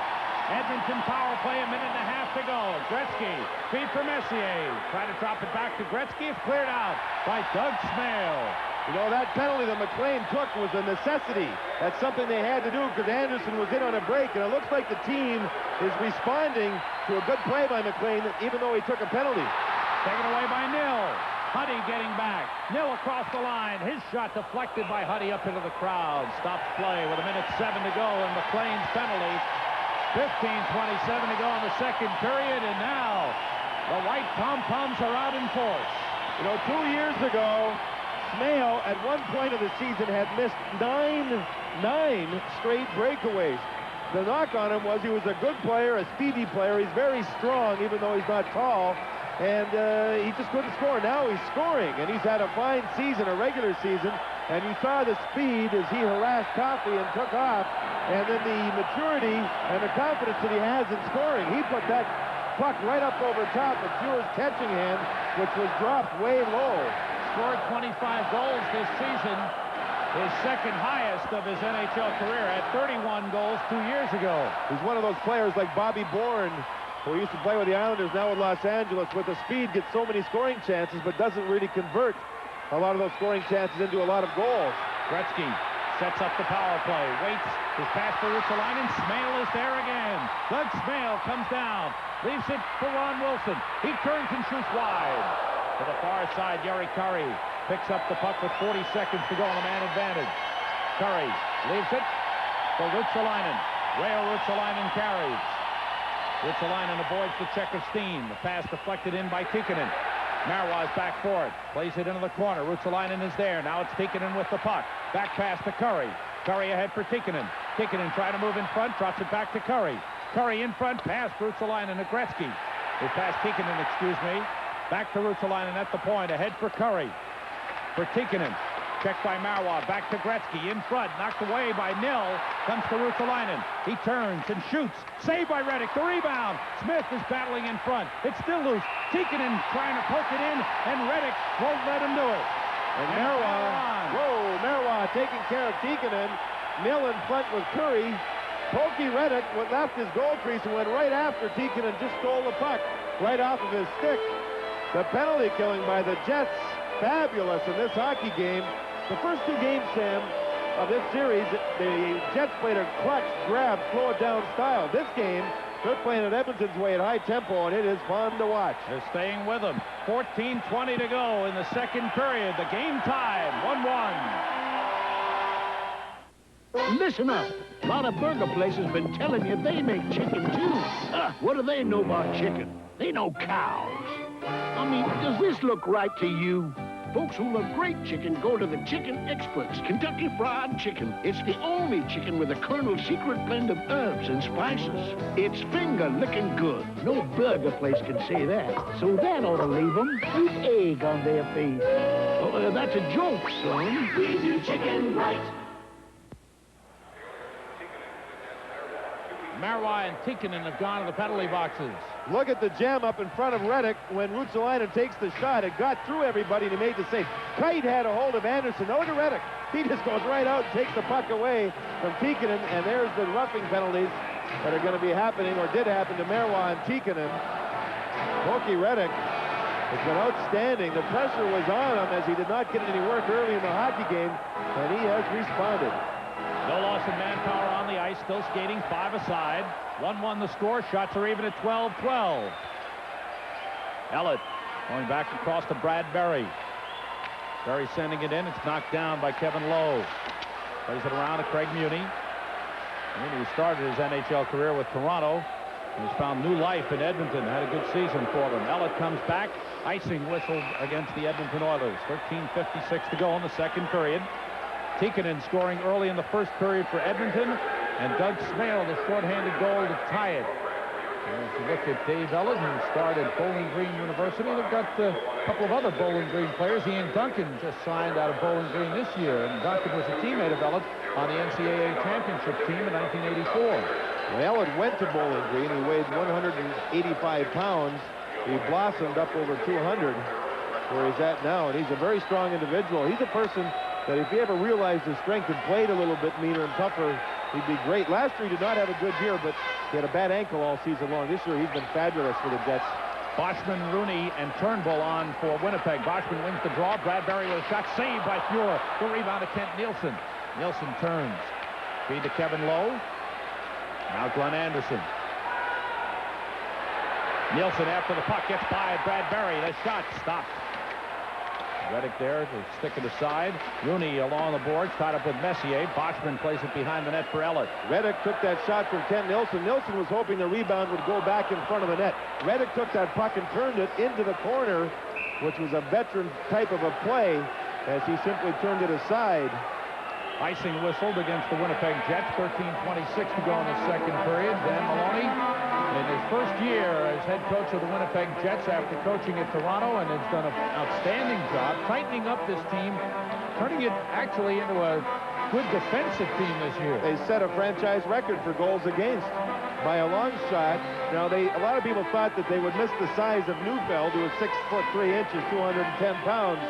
But in dressing Turnbull, they've got the power forward. Turnbull has not played in the playoffs going into tonight's action, but he's played well. And dressing Steve Rooney again tonight. Yeah, he's another big strong forward. Both teams are carrying 3 goaltenders too, Sam. Darrell Ray with the Oilers out of the American League, and Winnipeg have Steve Penny, who's been with the team all season long. Craig McTavish on with Dave Hunter and Kevin McClellan. McTavish against Boschman on the faceoff. Muni and Lowe at the points for Edmonton. McTavish kicking it to the boards. McClellan gets free. It's poked back to Muni. His shot gloved by Reddick. Has it in the midsection. Gets a whistle. What the Oilers are doing against Boschman on faceoffs, they are trying to get the blade of their stick underneath Boschman's. The puck's dropped. They lift up Boschman's stick, and they're kicking the puck back with their skate. And it's happened 3 or 4 times in this hockey game. And obviously, the Oilers have been coached to do that. Reddick, another save, not allowing a rebound. The shot was up high in the midsection. And we'll see what Messier does now against Boschman. Will he try and get his stick underneath Boschman's? When the puck's dropped, he's going to just simply forget about the puck at first, lift up. Ooh, there's the stitches on the left, underneath the left eye, courtesy of Boschman on Muni during that first period fight. So watch the stick of the centerman here, the sticks of the centerman on this draw. Messier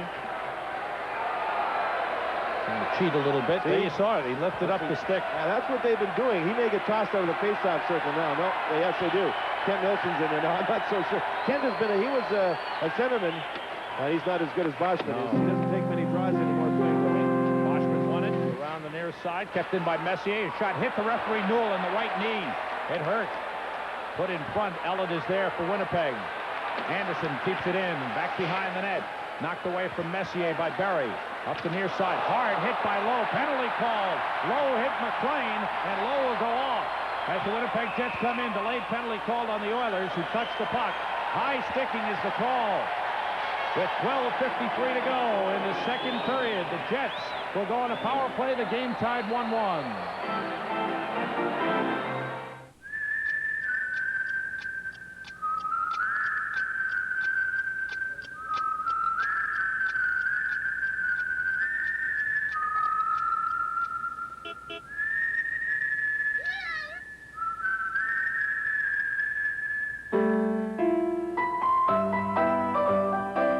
Volvo 760, the car for people whose means have changed, but whose values haven't.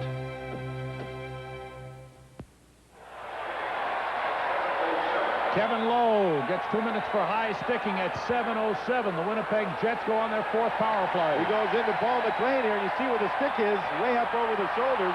It would have been a good check because it was his shoulder into McLean, but his stick was up high. So Winnipeg get a chance now to go ahead of the Edmonton Oilers. Jets are 0 for 3 in the power play. Carlisle tried to drive it in, but drove it into the crowd instead, and it hit a fan in the 3rd row. Ooh. And the wave goes around the Winnipeg arena. The Jets have their big line on the ice. It's Mullen, Howard, Chuck, and McLean. The Jets had 10 shots in the first period. 7 of those 10 shots came from those 3 players. So you know, without question, where the offense lies when you talk about the Winnipeg Jets. No, poor fan right now suffering some pain in the stands after that puck.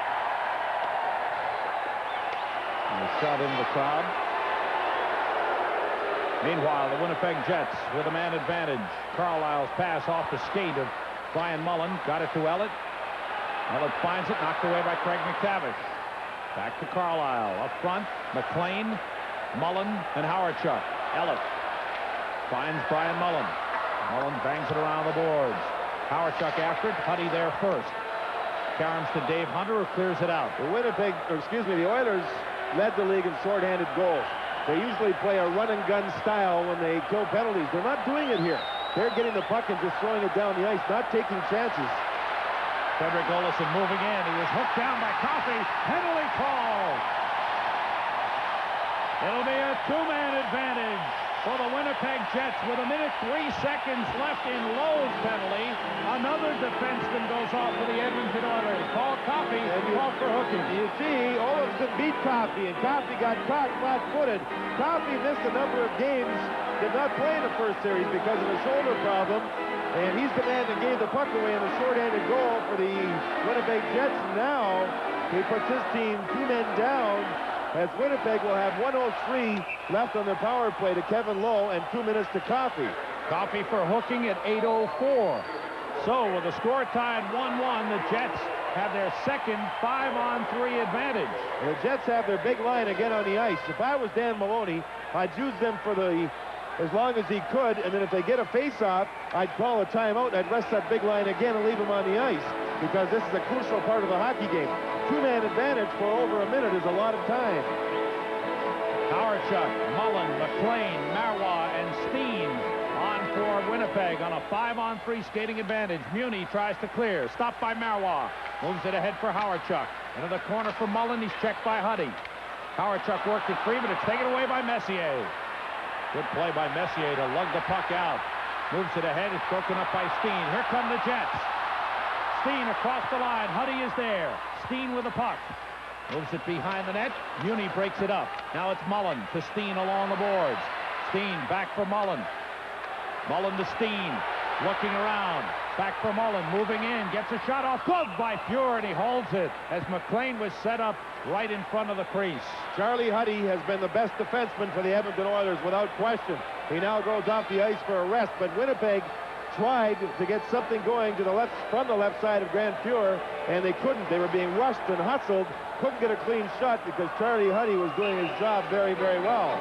29 seconds to go on the penalty to Kevin Lowe, 1 minute 26 to go on the penalty to Paul Coffey, 11:22 to go in the second period, and the score tied 1-1. Now the Jets put Turnbull up front with Steen, who was on the point during that last minute, and Boschman. Turnbull will go to the net and stand in front. He's so big, and Elliott and Olofsson will try and take the shot from the point. A brief rest for Charlie Huddy. He's back. He probably went to get a little drink of water, and he's back on. He hasn't been just good. He's been fabulous in this hockey game. Messier's been strong defensively as well. Messier on with Muni and Huddy. Messier and Boschman for the draw. Boschman wins this one. Olofsson across. Elliott for the shot. It was blocked in front by Muni. And it's cleared out by Messier. What a block by Craig Muni. And the Oilers able to clear. 15 seconds to go in the 2-man advantage. Frederick Olofsson loses control as he rushes down the ice. He sends it ahead. Fuhr out to stop it. Huddy drives it around the glass. And up into the crowd it goes. It stops play with 7 seconds to go in the 2-man advantage. And Dan Maloney's hockey club has only had the one shot. And that was a shot where Mullen was rushed, and he just shot it quickly. And Fuhr didn't have any problem. Dan Maloney's power play has been, well, it was 19th overall during the regular season. He's been very, very good defensively, but he's got to work some offense into that power play if they're going to try and beat the Oilers. You have to take advantage of a 2-man advantage. 11 minutes to go exactly in this second period. The score tied 1-1. Budweiser keeps the action going so you can enjoy the game. This Bud's for you. Hawerchuk and Messier on the face-off. 7 seconds to go in the 2-man advantage for the Winnipeg Jets. Hawerchuk wins it. Mullen got tied up. Shot by Marois, knocked away by Fuhr. Hawerchuk in the corner. Back pass to Marois. Marois across to Carlisle. One man is back. In front, deflection. What a save by Fuhr on a deflection by Mullen. Loose puck in the corner. Mullen trying to tie up Huddy. It's a 5-on-4 advantage. Marois shot his way wide. To the far side, Hawerchuk takes the puck, moves it ahead for McLean. McLean looks around. Carlisle's down. Whistle stops play. Carlisle's hurt. Sorry, excuse me. Was he hammered by Kevin Lowe? The puck was about 15 feet ahead of Carlisle. I think one of his teammates had the puck, and Kevin Lowe came over and just hammered I mean, hammered Carlisle into the boards, and Carlisle dropped down immediately. What a save Grant Fuhr made off of Mullen, and what a deflection that was by Mullen, who had to turn his body. Let's see Kevin Lowe here. Look, the puck's way down to the right there, and Lowe goes in and hammers Carlisle, and caught the left shoulder, left chest area of Carlisle heavily into the boards. And Chuck Babcock out there attending to Carlisle. This save that Grant Fuhr made off of Mullen was unbelievable, but Mullen made a great play just to turn his body and to redirect the puck. But what great reflexes by Fuhr to make the save. The clearance for Carlisle was all right. See, Fuhr couldn't get across standing up, Sam, so he stacked the pads, went across on his side, and made just a fantastic save. Look at Mullen reaches back to take the deflection from Carlisle. Look at that, reach back. Now look at Fuhr stack the pads. The key is to kick your bottom leg out so both pads will rest on top of each other. If you don't kick that bottom leg out, your knee will still be bent and the puck will slide underneath. Grant Fuhr with a great save. 32 seconds to go, and the man advantage for the Winnipeg Jets. Paul Coffey still off. Both teams are now 0 for 4 on their power plays. Penalty killing has been outstanding. Kevin Lowe hangs it up the boards. McTavish couldn't get there. Marois fires across. McLean looking to tee up a shot. He feeds Mullen. Saved by Fuhr. And out comes McTavish. 8 seconds to go on the power play. Another brilliant save by Grant Fuhr. McTavish makes his way in. His shot deflects off Marois. And that'll do it. The Edmonton Oilers, down 2 men for a minute 3 seconds, have killed off the power play chances of the Winnipeg Jets. Jets 0 for 5 on the power play. McLean ridden into the boards by Dave Hunter. Craig McTavish takes the puck. Moves it ahead for Hunter. Hunter hit hard by Howard-Chuck. McTavish hit hard by McLean. Brad Berry has the puck. Berry sends it around the boards. On the near side, it's played by Dave Hunter. Lost control. Turnbull keeps it in for Winnipeg. Steve Smith back for it. Laurie Boschman on him. Now through to Lyman. Coffey goes cross ice for Hunter. Missed connection. Berry sends it back to the Edmonton zone where Steve Smith has it. Gave it away to Perry Turnbull. Turnbull tied up along the board. Coffey knocked down by Steve Mooney, but Steve Smith is away with the puck. Smith moving in to Dave Hunter. Hunter's shot knocked away by Pokey Reddick, and he plays it into the corner where Brad Berry's tied up with Dave Hunter. Puck taken by Mike Krushelnyski. Works his way around the net. Krushelnyski trying to put it in front of his block. Tim Waters has the puck for Winnipeg. 8:50 to go. Second period. 1-1 the score. Game 3 of the Smythe Division Final. Fuhr covers the puck and holds on. 8:45 to go in the second period. Tied 1-1.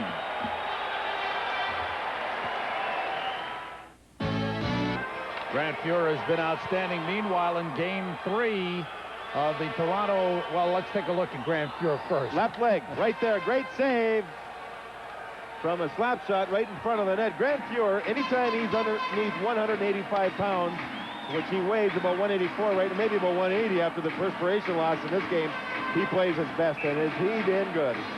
In Toronto, Detroit is leading Toronto 3-2 in the second period. That's Game 3 of the Norris Division Final, with Toronto leading the series 2-0. Jim Kite is back for the puck. He hasn't seen all that much ice time. Well, Winnipeg have been on the power play a lot, Sam. He doesn't play on the power play. You know, 2 defensemen for Winnipeg have been rattled in this game, Marois and Carlisle.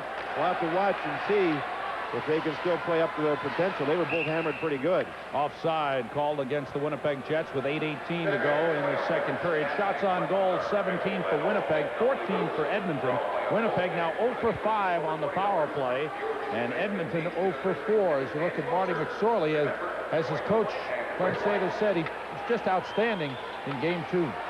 Well, he's kept himself in good shape. Remember, he was suspended for 8 games in the American League late in the season, and the National Hockey League found out that McSorley was brought back up to Edmonton. Edmonton thought he was going to be able to play. The National League said, no, he's suspended. He can't play here either. So McSorley worked and skated and kept himself in shape.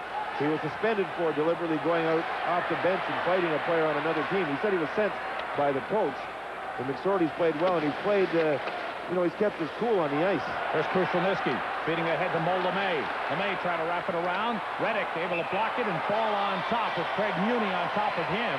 And Gilles Lamel also in the crease. Well, Sam, there hasn't been a bad part to this hockey game. Some fans might say, well, the power plays haven't been very good. I don't think the power plays have been that bad. It's been the goaltending and the penalty killing. I think every aspect of tonight's game has been just super. A wraparound try on Polky Reddick, and you'll see him trying to get to the loose puck, but you see the Oilers going to the net and jamming away at Reddick. He had a little trouble getting to it. Boy, has he been outstanding. We talked about Fuhrer, Reddick, rookie has been very, very good. Look at that face. He just looks like a real young kid, in which he is. They were playing, Winnipeg playing in Long Island this year. The team showed up for the game, and there had been a lineup at the same time of a bunch of people for tickets to a rock concert. And the guard at the Nassau Coliseum thought that Reddick was sneaking in with the team, and they demanded to see his identification, and they weren't going to let him into the building. Didn't look like a hockey player. Sure didn't. Looks like Michael Jackson, actually. Yeah, he's quite a kid, a good kid, a controlled kid. He plays very, very controlled and quiet. Doesn't get rattled in there. Krushelnyski with a shot that's blocked. Hit Marois on the right ankle, and he's limping. Marois trying to keep on skating.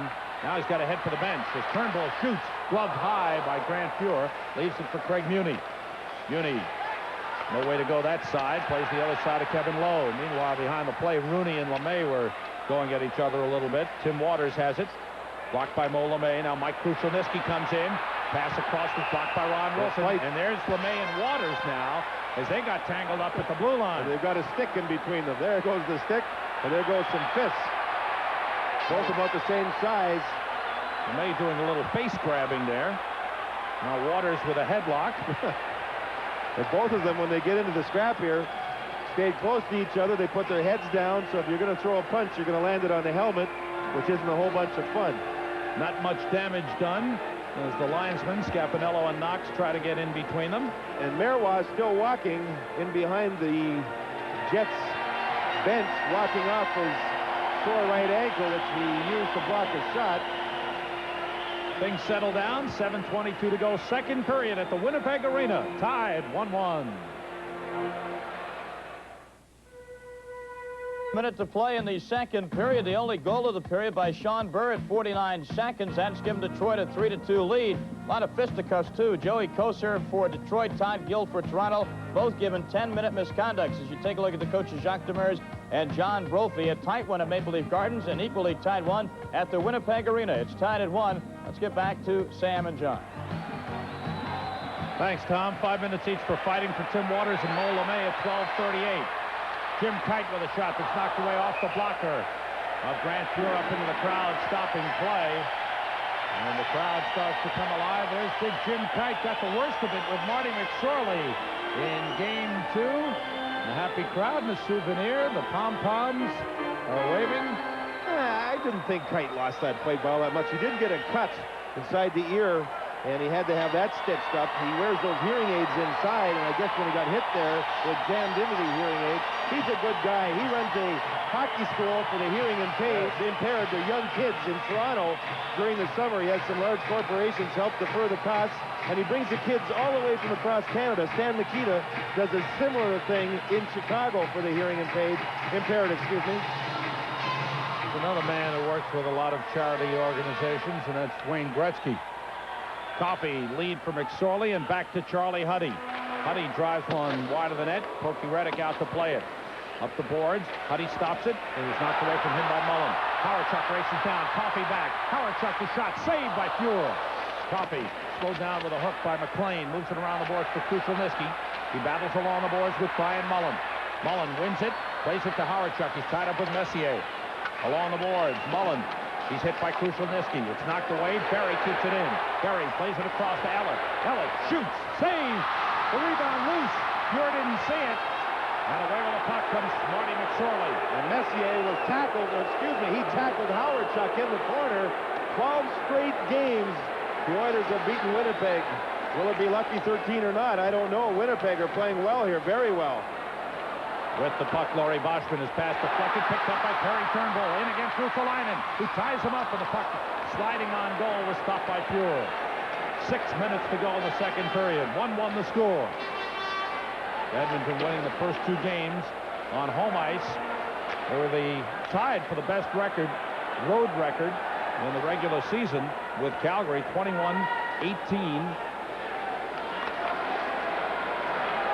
Only one of the two teams to have winning records on the road in the regular season. I think Philadelphia were right at 500. That's right. Boy, oh boy, 12 straight playoff games. Edmonton has beaten Winnipeg. It's hard to believe. Tikkanen battling with Turnbull. Tikkanen gets away with the puck. Battle in front between Neal and Smith. Pass intended for Gretzky goes all the way down. 5:20 to go in the second period as Curry stops the puck. Past Gretzky it goes. Tikkanen in after it. Boschman on him. Stick got up high on Tikkanen, who goes down. The whistle stops play. Now, if Tikkanen is cut, this could be an automatic 5-minute penalty. Let's see. Tikkanen went down. It was an inadvertent stick that got up on Asa Tikkanen. And he's shaken up. Let's see what happens here. If referee Dave Moule calls anything, Tikkanen again goes back to the ice. 5:13 to go in the second period. Peter Miller is still out on the ice. The physical therapist of the Oilers. He's with Tikkanen still on the ice. You see Tikkanen having trouble getting up. Now Tikkanen was up and then went back down. He may be really trying to draw a 5-minute major. No, he's having a lot of trouble. He's been badly dazed, Sam. You see the left hand of Peter Miller was holding Tikkanen so he didn't topple over. It doesn't look like anything will be called. Dave Newell shook his head when Kevin Lowe went over to question it. There's Laurie Boschman who got the stick up. Don't forget, our road to the Stanley Cup continues tomorrow night at 7 o'clock Eastern Time with Game 4 of the Patrick Division Final from the Nassau Coliseum in Uniondale, Long Island, where the Islanders, down 2-1, meet the Philadelphia Flyers. Mike Emmerich and Bill Clement there to call the action for you. On Monday night, we'll be right back here at the Winnipeg Arena for Game 4 between the Edmonton Oilers and the Winnipeg Jets. John and I will bring you the action beginning at 8:30 Eastern Time, and of course, manning the studio of NHL Tonight is Tom Means. Right. And Tikkanen being helped to the bench. I watched that Flyer-Islander game last night. I'll tell you, those Flyers, when they play that defensive style and they play a team defensive style, are very, very good. Glenn Sather, very upset that there's a non-call on the Tikkanen injury, and we're going to be able to watch that game tomorrow night, too. The Flyers and Islanders go back at it. Right. The satellite system. Up in Canada. Friend Don Whitman has opened up the living room. We'll bring the Chinese food, and we'll sit and watch it on the satellite dish. Let's see what happened here. Tikkanen is in there going to the puck, and McLean's stick, or excuse me, Boschman's stick was up high. It was an accident, but the stick was up high, without question, over the shoulder. Tikkanen goes to the Edmonton locker room. So when I watched ESPN with that Quebec Montreal opening game of the series, Andy Van Hellemond was calling all high sticks like that last one. Lowe with the steal, moving in. Lowe centers, knocked away with a stick by Reddick. Just under 5 minutes to go in the second period, tied 1-1. No penalty called on that inadvertent high stick by Boschman on Tikkanen. McTavish tried to get in. Now it's McClellan, broken up by Barry. Puck knocked down. Here comes Howard-Chuck. Howard-Chuck with Lowe back. Behind the back pass to Paul McLean. He's in. It's knocked away by Fuhr, and into the net go McLean and Fuhr. They both get up. Dave Hunter, meanwhile, has the puck for Edmonton. Hunter moving in against Dave Ellett. Feeds McTavish for the shot. Knocked down off the chest of Reddick. Ellett has the puck. Ellett looks around, plays it near side force for Gilles Hamel, who tips it ahead. Knocked away from Howard-Chuck by McTavish. Huddy is bumped. Ellett sends it across to Brad Berry. And Berry sends in.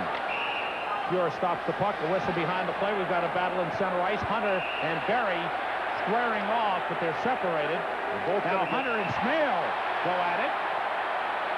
Swede Knox trying to stay in between them. Super job by the linesman. Now Scampanello has Berry, and he's trying to get him towards the penalty box. Smale, McTavish is now going after Smale. Hunter's still in there. A game like this, Winnipeg is getting scoring chances. Grant Fuhr is making the saves. Edmonton have better finishers. In a game like this, the team that gets the fewest scoring chances, which could be Edmonton, may win this game. Dave Hunter and Brad Berry will go off. You know, McLean went into Grant Fuhr And I think with those magnet setups that they have now in the goal nets, he goes in there without any fear. He goes right into fear. Bang, in they go after Fear made the save. But that's another quality scoring chance that Winnipeg has had, and they're not capitalizing because of Grand Fear. Now, Edmonton, when they get their scoring chances, if they get any more, there hasn't been many here in the second period for them. We'll watch their players finish. They've had only 6 shots on goal as Glenn Sather and John Muckler look on. Winnipeg has outshot Edmonton 12-6 here in the second period. They had the 5-on-3 advantage for 1:03 and could not capitalize. Edmonton had a 5-on-3 advantage in the first period for a little over 30 seconds. Dan Maloney's not happy here at what was called. Smale is in the penalty box. Barry, I believe, is in the penalty box. Hunter is in the penalty box. We'll see here. Hunter goes into Barry and gives him a little shot to the mush.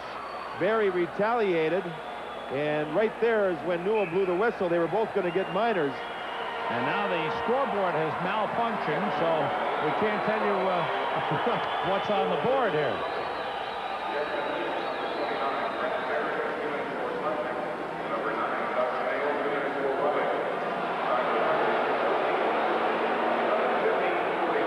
Smale got roughing. Now the scoreboard back operating. Each team getting 2 2-minute minors. Waters got a slashing penalty. Hunter gets 4 minutes for roughing. Barry gets 2 minutes for slashing, and Smale gets 2 minutes for roughing. So they'll continue at 6 aside. Checking the clock again, the official timer showing Dave Newell the stopwatch.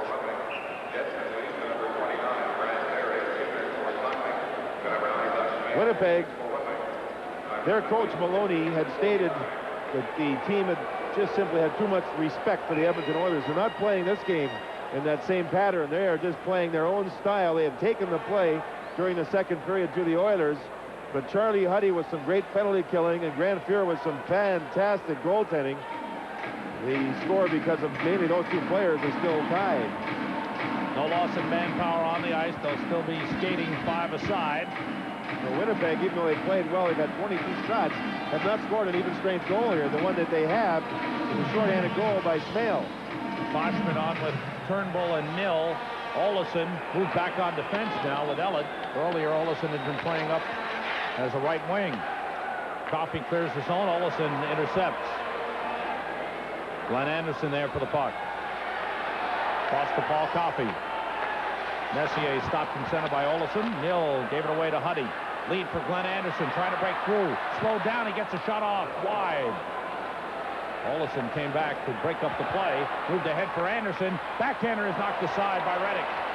Again, Anderson getting a shot off with a man on him. That time was Ellett on Anderson. He has great concentration around the net. He was taught that by Marshall Johnson, who coached him at the University of Denver. Coffey at the point. Moves it to Messier. Olesen on him. The centering pass. Boschman broke it up. Deflects to the near boards. Coffey with a hit on Nill. Oilers keep the puck in. Good pressure here by Edmonton. Messier tied up by Olesen. Puck loose in the corner. Boschman gets there. Plays it behind the net. Past Ellett. Anderson after it. Turnbull gets it back to Ellett. Now to Olesen. Good forechecking by the Oilers. They recover, though, in center ice. Just under 3 minutes to go in the second period. Tied 1-1. Olesen intercepts the pass, and it's knocked away from him. There's a chance for Gretzky, but Ellett gets back to break it up. Ellett moves out to center ice. Taken away by Curry. Leads Gretzky. Gretzky moves in. Feed for Curry. Scores! What a play. The Oilers just like that. Dave Ellett overhandled the puck outside of his own blue line. He was converged upon by the Oilers. They turn a 2-on-1 into a goal. That's what I mean by the Oilers. They have a team that can sit back and respond with some fabulous goaltending and then get a scoring chance and convert it. Ellett is overhandling the puck here as he brings it out of his own zone. Curry strips him, gives it to Gretzky, then gets himself into position. He faces Gretzky. The stick is already cocked for the shot, and there was the one motion shot into the angle or inside of the goalpost. It's a stick. He's already got the stick ready for the shot. Reddick's out, but the accuracy of the shot is perfect, and the Oilers take a 2-1 lead. Jari Kurri's 8th goal of the playoffs at 17-18 gives Edmonton the lead for the second time in the game. It's 2-1. I think what Boston may be complaining about here is that Edmonton were making a line change. And when all those players were changing, they came off the bench, and all of a sudden Elliott was surrounded. And that's when Curry stripped the puck away from him. And if you're going to go into the zone, give it to Gretzky because you're going to get it back. And Maloney pacing in front of the Winnipeg bench. Somebody got a misconduct too, Sam, I believe. I think it was Turnbull. He's been given a 10-minute misconduct, and that's not smart. He had played rather well in this hockey game. He's a power forward. He's fresh because he hasn't played throughout the playoffs, and he had actually penetrated the slot area of the Oilers quite a bit during this game. The Oilers had applied a real good sustained pressure for about a minute in the Winnipeg zone. The Winnipeg were getting the puck out. There was no problem there. Elliott just overhandled it, and the Oilers, with that great offensive instinct, created a goal. Krushelnyski tries to feed Curry. It's blocked. Marois ties up Krushelnyski. Battle along the boards. Marois and Krushelnyski twirl around. The one-handed pass is taken away. And out comes Thomas Steen. Steen comes down against Steve Smith, puts it in the Edmonton zone. Ruotsalainen back for it. Bumped by Hamel, gets it around the boards. Ron Wilson stops it. Picked up by Gilles Hamel. Hamel checked by Ruotsalainen. They're tied up in the corner. Puck is still loose. Wilson pokes it free. Taken by Steen, goes back to Kite for a long shot, deflected wide by Wilson. Wilson along the boards, plays it behind the net to the opposite side. Ruotsalainen after it. It's loose, kept in by Hamel. Off the end boards, back behind the net. Smith tries the nearest boards to clear it out and does. Icing waved off as it's ruled the Winnipeg Jets could have played it. 1:45 to go, second period. Edmonton 2, Winnipeg 1. Howardchuk in center. Howardchuk has been kept quiet in this game. Kite sends in. Kevin Lowe goes back for the puck. Howardchuk skates in easily and faces Lowe. Lowe plays to the near side to Kevin McClellan. Gretzky in center. Muni, long shot, deflects off Carlisle. Carlisle back to the puck. McClellan in there. It's work for Brian Mullen. Mullen clears the zone. 1:15 to go in the second period. McSorley sends it back. Deflects off the linesman, Swede Knox. He got hit. Paid the price. And his shoulder hurts a little bit. Fuhr steers it to Kevin Lowe. There's not enough money in this league to have me be a linesman. You got to watch everything. And you get hit by players and with pucks and everything else. Less than a minute to go in the second period as it was knocked out by McClellan. Reddick out to play the puck. Unable to clear the zone. McClellan doing a good job along the boards. Here's McTavish centering for McSorley. Shoots wide. McClellan along the boards. What an effort he's putting out. McSorley for McTavish. He's tied up by Carlisle. In comes McSorley. Checked by Brian Mullen. McSorley centers. Deflected by Elliott. It's loose behind the net. McTavish looking for it. This line is too strong for the Winnipeg Jets. Here's McLean. Able to clear it out of the zone. Taken back by Mullen. 15 seconds to go in the second period. McTavish has the puck. Sends into the Winnipeg zone. Oilers change. Reddick stops the puck for Carlisle. 5 seconds remaining in the second period. Broken up by Huddy. And that's it. Each team gets a goal in the second period. Doug Smale scored unassisted at 3:53. And that tied it. And then the goal by Yari Curry, assisted by Wayne Gretzky at 17-18, has given the Oilers a 2-1 lead. Gretzky has 2 assists. Tikkanen and Curry have the goals for Edmonton, and the Oilers taking advantage of that opportunity. And again, the penalty killing for Edmonton, a big factor in that second period. A big factor. I don't think Winnipeg have been rewarded for their hard work. They played great, but Grant Fuhr has just been a stone wall. He's played extremely well, and this sets up a good third period because Winnipeg know they're in trouble. They'll double shift Howardchuk. You watch. End of 2. It's Edmonton 2, Winnipeg 1. Tom Mees is standing by in our studios. We'll be right back. Davidson, Winnipeg knows they're in trouble. They're going to double shift all their top players in that third. Raise the price again to Sean Burr. Bats it right up over his glove hand. That's when Reagan was pulled in favor of Alan Bester. Red Wings dominating, but Alan Bester keeps it close as Peter Klima's drive is grabbed by the Alan Bester glove hand, and Detroit leads it 3-2. They're still early in the third period, and Toronto will be updating you as we go along. Second period highlights from our main telecast tonight in Winnipeg. At the end of one period, you may recall that the Oilers led this game 1-0, but it didn't take the Jets long to tie it up. 3:55 into the second. Winnipeg shorthanded, but Doug Smale forces Paul Coffey into a mistake. Loose puck. Smale on a breakaway. Measures Grant Fuhr and beats him high over the left shoulder. We're tied at 1. Later on, Winnipeg on a 2-man advantage. That's right, a 2-man power play. Grant Fuhr under tremendous heat as Brian Mullen tries for the deflection, but Fuhr makes the quick reaction for the save. Edmonton killed off the first penalty. Now Winnipeg still 1 man up. Setting up again, Brian Mullen with another opportunity out front. Cranks it, but Fuhr kicks it away. The Oilers kill the 2-man disadvantage. Later in the second period, a classic give and go. 2-on-1. Wayne Gretzky to Yari Curry, who's already got the shot measured when he gets the pass. He one-times it by Pokey Reddick. That could be the goal that breaks the Jets back, or it could inspire them to greater heights in the third period. That's it for the Coke scoreboard on Road to the Cup. We'll be back with more in a moment. Hi, Vin. You look gorgeous. Thanks. I missed you. So how come you weren't at the airport? I didn't know if you wanted to see me or not. Here. Ben, let's take things a little slower this time. Okay. Let's take it from the beginning. Hi. I'm Ben. You'd no more settle for a flake in your hair than a spot on your tie. You passed the test, you good grooming, has a look of success. Your head and shoulders above the rest. One flake can mean dandruff. Regular shampoos may rinse flakes, but Head and Shoulders protection goes to the source to help stop flakes. And that's doing it right. Your head and shoulders. Thanks, Tom. Pokey Reddick, who's had a strong game, but he's been beaten for 2. One by Asa Tikkanen, one by Yari Curry. Glenn Sather looking on as his team hopes to take a commanding 3-0 lead in this series as they lead 2-1. Wayne Gretzky did not have a shot on goal in Game 2, has not had a shot on goal in this game, but he's been a factor on both goals in this game. 2 assists. He set up Curry with the assist for Curry's goal and set up the breakaway to Tikkanen, and we'll have to see if Tikkanen is back. He's on the bench. Yes, he is. He appears to be all right. He was high-sticked accidentally, and he was dazed, but he is back and ready to play. Boschman sending it toward the net. The bouncer is gloved by Fuhr, leaves it off for Kevin Lowe. Lowe moves it up for Kent Nielsen, fires it out of the zone. Brad Barry, number 29, going back for Winnipeg. Glenn Anderson on him.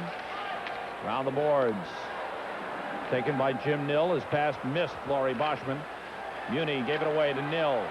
Nill comes across the line. Drops it for Boschman. Boschman turns and shoots. It's deflected by a sliding Craig Muni. Boy, he's not afraid to go down and block shots. Muni had a big block in the second period. And there he had the block. 19:25 to go in the third period. Tom Mees standing by with more news on Detroit-Toronto. Tom? All right, Sam Rosen. Maybe the Red Wings just needed to get away from home. Here goes Steve Yzerman chugging over the right wing, centering pass to Gerard Gallant. He's unchecked, shoots and scores, beating Alan Vester low to the stick side. Detroit looking good, leading now 4-2 in the third. Let's go back to Winnipeg. Steve Yzerman, the best player that Detroit has. It's not strange, but it always seems that Jacques Demers always gets his best players to play well in big games. He had Gilmore do it last year for St. Louis in the playoffs, and Yzerman with a great night tonight. Smale coming down, long shot knocked away by Grant Fuhr. Smale putting it behind the net. Coffey moves it to the far boards. Marois there, his shot deflected by Smale. Back behind the net, Smale after it. Smale has been the best player Winnipeg has had in this game. Kite with a long shot wide. All the way out. Marois there in center. Steen moves it into the Edmonton zone. Fuhr stops it for Charlie Huddy. Huddy falls down. Puck taken away by Olesen. Olesen back to Kite. Kite shot knocked away with the left pad by Grant Fuhr. Olesen now playing forward again. He's moved up and back in this game. Weird carom off the corner boards. Fuhr plays it to the boards, but Olesen is there. Taken away from him by Gretzky, and Gretzky gets the pass back. Behind the back to Curry. Through the legs of Gretzky to Anderson.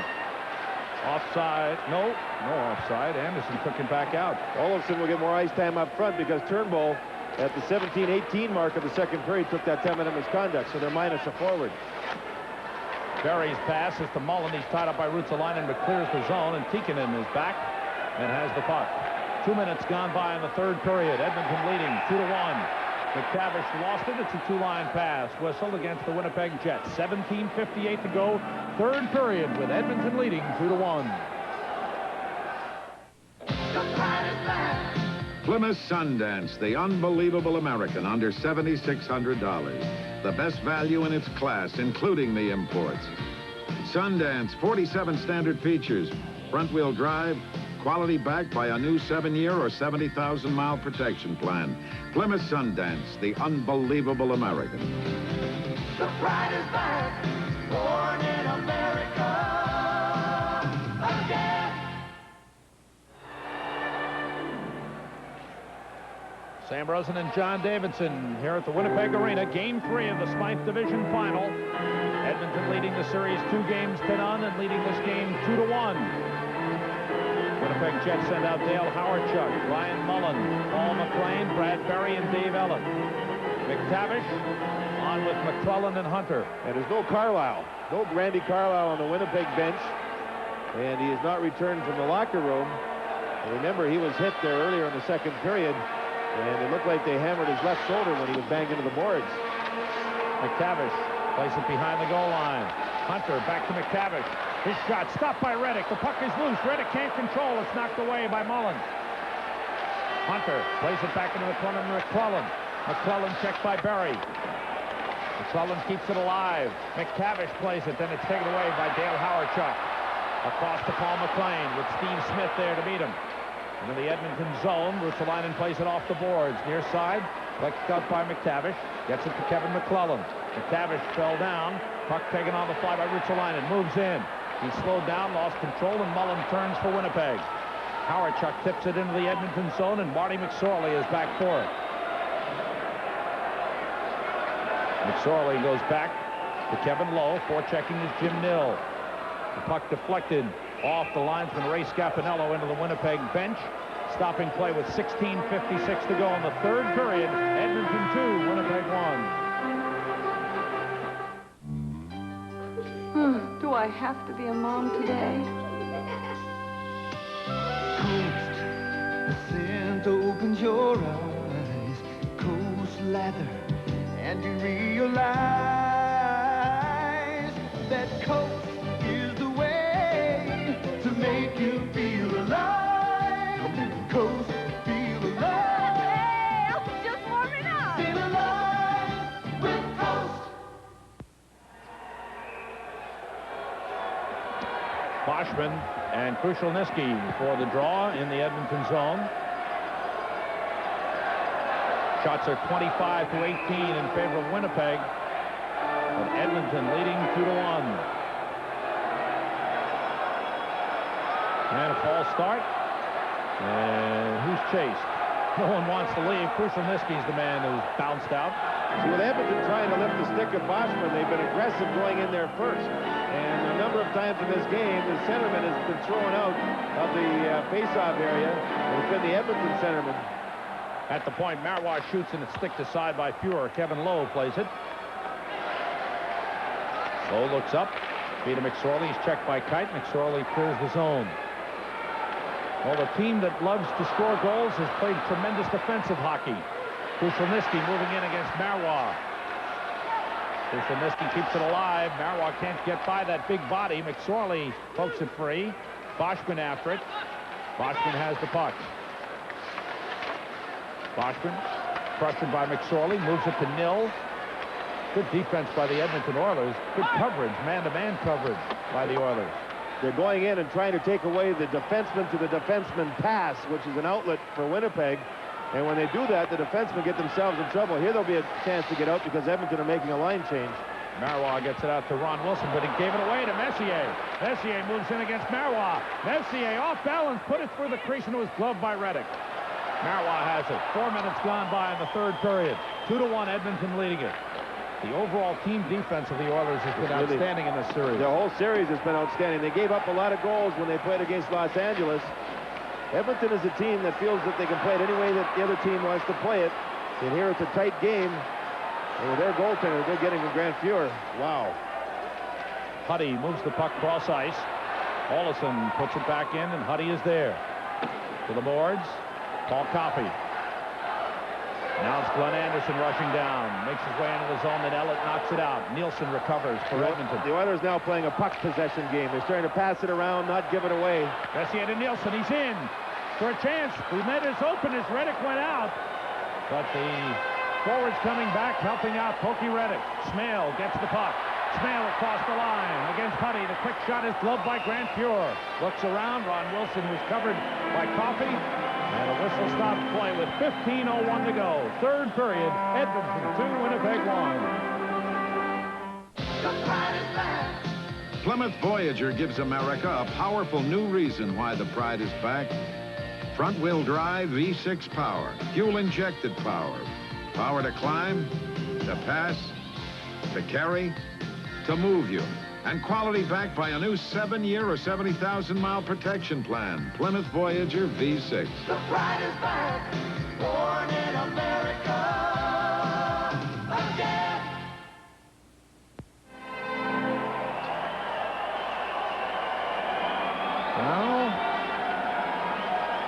They've done, but the road teams have done better in the playoffs.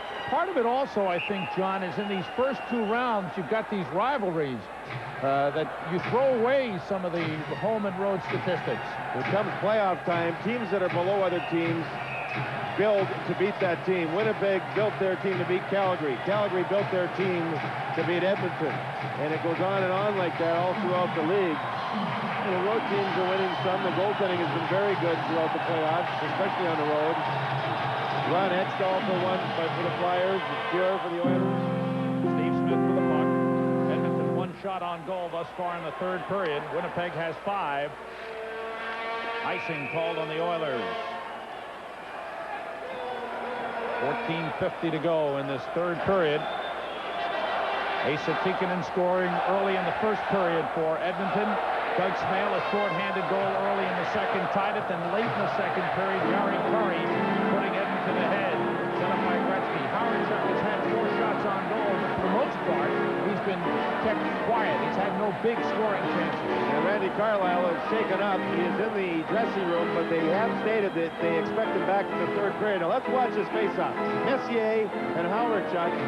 Messier is so good, he gets it back to that corner that nullifies and ties up the other team's centerman so well. And it's been the Howard-Chuck against Messier a lot in this hockey game. Messier now comes off for the change, Sam. He just took the draw in the defensive zone, and then they made a quick change. McClellan is on, McTavish on the ice at center ice. Ellett's pass for Howard-Chuck. Howard-Chuck comes down against Ruotsalainen. Ruotsalainen pokes it away and stays with Howard-Chuck. Out comes Pure to play the boards. Caroms to Dave Ellett. Ellett looks to shoot. It's blocked by McTavish, who races down on a break. Craig McTavish goes in against Pokey Reddick. McTavish is wide on the shot. And Ellett has the puck. Ellett leads for Howard-Chuck across the line. Howard-Chuck with it. Backhands it in front. A deflection is saved by Pure, and he covers again as Rooney had a deflection, and Pure has made outstanding saves on deflections all night. There's been 2 breakaway goals and a 2-on-1 goal in this hockey game. Reddick, I think, may have gotten a piece of this shot by McTavish. McTavish waits. He goes in deep. Ellett comes in behind and harasses him. Reddick's falling backwards, but I believe he got that with his stick and a deflected wide. Now, Winnipeg come back after the big save, and look at the magic of Howard-Chuck as it's centered, the deflection there, and a rebound shot by Mullen. And Grant Pure, well, he just does it again and again. I'm quitting the broadcasting. I'm going to become his agent. Let's go partners on this. This guy's unbelievable. Unbelievable.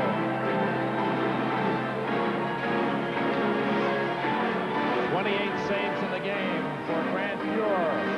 The pom-poms are waving. The Jets looking for that tying goal. 14:01 to go in this third period. Don't forget, tomorrow night, the road to the Cup continues on ESPN, 7 o'clock Eastern Time. Game 4 between the Philadelphia Flyers and the New York Islanders at the Nassau Coliseum. Mike Emmerich and Bill Clement will bring you all the action live at 7 o'clock Eastern. We'll have Game 4 of this series Monday night at 8:30 Eastern Time from the Winnipeg Arena. Boschman and Messier on the faceoff. Messier wins again. He won that one clean. He didn't try the play he was using earlier of picking up the stick of Boschman. I think he's worried about getting thrown out of the faceoff circle more than anything by being the aggressor. Marois checks Gretzky. Lowe takes the puck. Hamel in after him. Low moves it, deflected by Gretzky to Curry. 2-on-1. Messier and Curry go in. Curry scores! And the Oilers lead 3-1 again, cashing in on a 2-on-1. That's Edmonton on the offense. When they get chances, bang, bang, it's in the net. This started with Messier winning the draw, and then the good pass work. Look at this. Long ice passes, cross ice passes, and again, Curry gives it to a man that he knows will give it back to him. Look at that feather pass. And bang, Curry one motions the puck again. Messier takes his pass and feathers it over the stick of the defender, Kite. That is just a great, great pass. That puck landed flat right on the stick blade of Yuri Curry, who casually put it past Reddick. Reddick has to go out and play the shooter, and that was Messier. But Kite allowed that pass. Actually, you couldn't blame Kite. It was just a great pass by Messier. The Oilers, they just do it. They just do it. Transition was so quick, and the goal, another brilliant one by Curry. Here's a lead for Ron Wilson. Each time Curry's been set up. So Curry knows as soon as Curry got the puck, he gave it to the man so he could get himself into the open. They know each other so well. Curry and Coffey did not play well in last year's playoffs. This year, Coffey's getting himself back into shape, and Curry's been very good. That's his 9th goal. Reddick played it to the boards, but Tikkanen is there. Looking to center, taken back by Doug Smale. 3-1, Edmonton leading with 13 minutes to go in the third period. Despite the fact that Winnipeg is out shooting Edmonton 29-19. The Oilers have had 2 shots on goal here in the third period, 1 in the net by Yari Curry. His 2nd goal of the game, his 9th of the playoffs. Smale across the line. Smale against Coffey. Coffey stays with him. Smale trying to get it in front. Ridden down by Coffey. Fans calling for a penalty. Newell did not call a thing. In it goes. Played off the boards by Kite. McSorley on him. He moves it one-handed to the boards. McLean is there. Sends out Howard-Chuck. Howard-Chuck across the line against Paul Coffey. Goes right around him. He's stopped by Fuhr. The rebound. Stopped in the crease by Coffey. Oh, man, what outstanding performances in front. First by Fuhr, then by Coffey. 12:18 to go. Third period. Edmonton leading 3-1. Strength. Pride. Tradition. For centuries, the Clydesdale has been known as a special breed. Today, the Clydesdales symbolize Budweiser's dedication to quality, superior ingredients, exclusive beechwood aging, and a distinctively clean, crisp taste that only Budweiser can offer. Quality taste. Because this Bud's for you.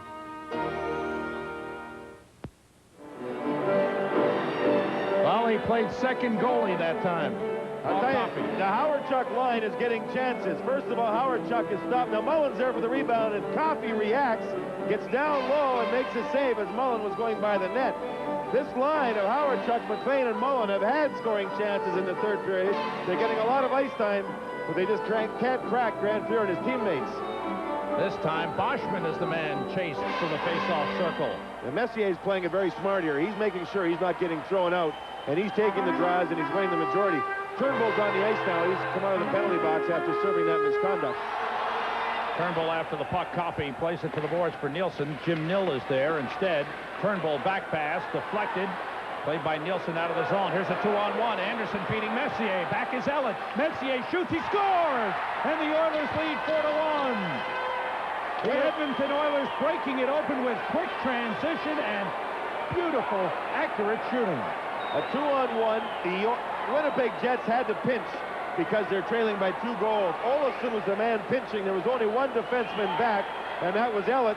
Now this time Ellett stays in front. Well, watch here as it's broken up near the blue line. There's Olofsson going for the loose puck. A bad gamble. 2-on-1. Messier sees Ellett. Ellett is there. Messier's a left-handed shot. He pumps that right leg, and he whistles it just inside the corner. Now Anderson's open. He's the decoy. This time, Messier shoots it. Look at that corner. What a deadly accurate shot. 6 inches off the ice.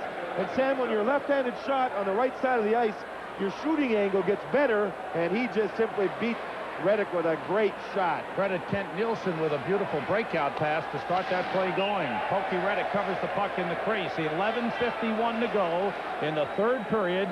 The Edmonton Oilers with 3 shots on goal here in the third. 2 of them have been in the net and now lead 4-1. In game 2, it was the grinders that quieted the Winnipeg fans. In this game, It's been the big boys doing the scoring. Curry with a couple, Messier with a goal and an assist, Gretzky with 3 assists. Recap the goals. Curry from Messier and Gretzky at 6:22, and then Messier from Anderson and Nielsen at 7:57. So 2 goals in a span of 1:35 seconds, and the Oilers have broken this one open. A long way to come back for Winnipeg with 11:45 to go in this third period. Those pom-poms are becoming dust mops. They are just being dropped right down by the fans as the wind has been knocked out of the Jets here. Not too often do you see the Edmonton Oilers described as bad guys, but they were called the bad guys here. Good guys wear white. Well, unfortunately here in Winnipeg, the good guys are behind 4-1. The Oilers are by far the best team in the league to watch when they play on the road. The other teams get up to play against them, and the Oilers are so creative with their offense and fun to watch. Howard-Chuck coming down against Kevin Lowe. Howard-Chuck, who made a brilliant move last time down the ice, put it in front, and it's smothered by Grant Fuhr with McLean in front. 11:05 to go, third period. Grant Fuhr standing tall in the net, and Dan Maloney sees time running out on his team. It's 4-1 Edmonton.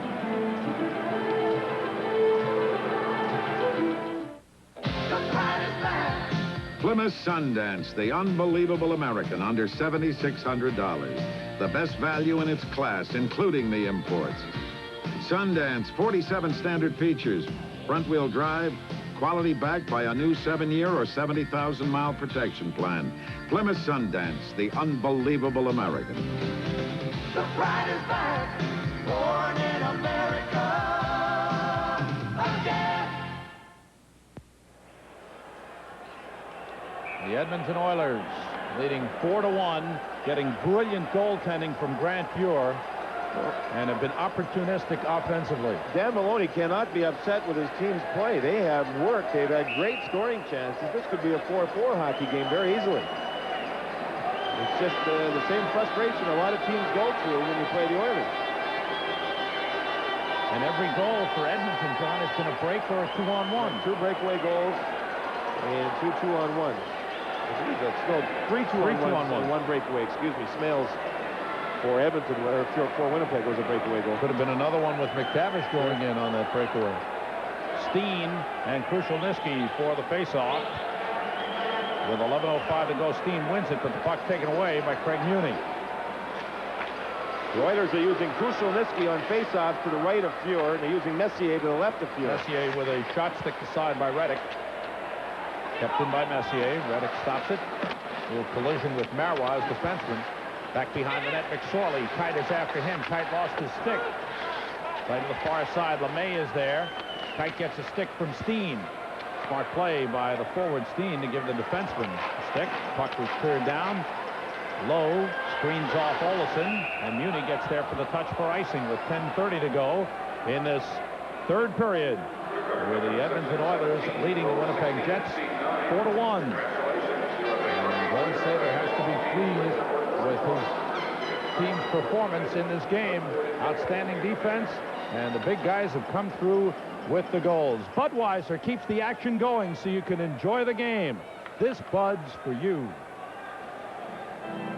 Now the Edmonton Oilers, 2-time Stanley Cup champions, were eliminated in the Smythe Division Finals in 7 games last season by the Calgary Flames, beating the LA Kings in 5 in the first round of the playoffs, and now looking to take a commanding lead in the Smythe Division Finals over the Winnipeg Jets, who have never beaten the Edmonton Oilers in playoff competition. It's been 12 straight and 3 straight series the Winnipeg Jets have been eliminated from by the Oilers, and the Oilers trying to make it 4. Dan Maloney, a look of deep concern. Howard-Chuck's line only has 1 goal in this series, and they have 4 points between them. I'm talking about Mullen, Howard-Chuck, and McLean, and Mullen has that goal. You know, I had said earlier, John, that Howard-Chuck had been kept quiet, but he's been outstanding in this third period. A couple of great setups in front that were stopped by Fuhr, and that one chance that he got. Mullen had the one stopped by Coffey. Here's Kevin Lowe with the puck for Edmonton, banging it off the glass, down the ice it rolls. Reddick stops the puck. Bradbury has it. Fans roar as McSorley went down in the boards, taken down by Kite. Kite and McSorley bang again. They're going at it. They went at it in Edmonton in game 2. Here's Boschman leading Jim Nill. And right now, the Jets can't afford any loss of manpower. They need scoring. Here's Curry moving in. His quick shot off the glove, the tip of the glove of Pokey Reddick. Along the boards, Gilles Hamel. Now it's moved across to Marois. Marois waits. Feed to Hamel. It's off his stick. You know, with a score of 4-1, I cannot see Carlisle attempting a comeback here in the third period. He may as well try and keep his health and prepare for the next game. I don't see the, unless they're desperate and they feel he can help. I just don't think it's a good idea. Loose puck in the corner. Hamel after it. Number 11 for Winnipeg, taken away by Jari Kurri. 9 minutes to go. Third period. Edmonton 4, Winnipeg 1. Lead is for Esa Tikkanen, who had the first goal in this game. He's bumped, gets free. He's hit again by Howardchuk. Moves it behind the goal line to Gretzky. Centers it, goes all the way through. Wayne Gretzky has not had a shot on goal in this game. He's had 3 assists. Did not have a shot on goal in game 2, and he had 2 assists. Gretzky with a puck, tied up by Elliott. Loose behind the net, Tikkanen, tied up by Mullen. Elliott trying to get free. Bradbury is back to help out. Berry falls down. Curry trying to work the puck free, but Berry's on top of it. Stopping play with 8:26 to go. Third period at the Winnipeg Arena. Edmonton leading 4-1. You won't believe what's happening inside your muffler.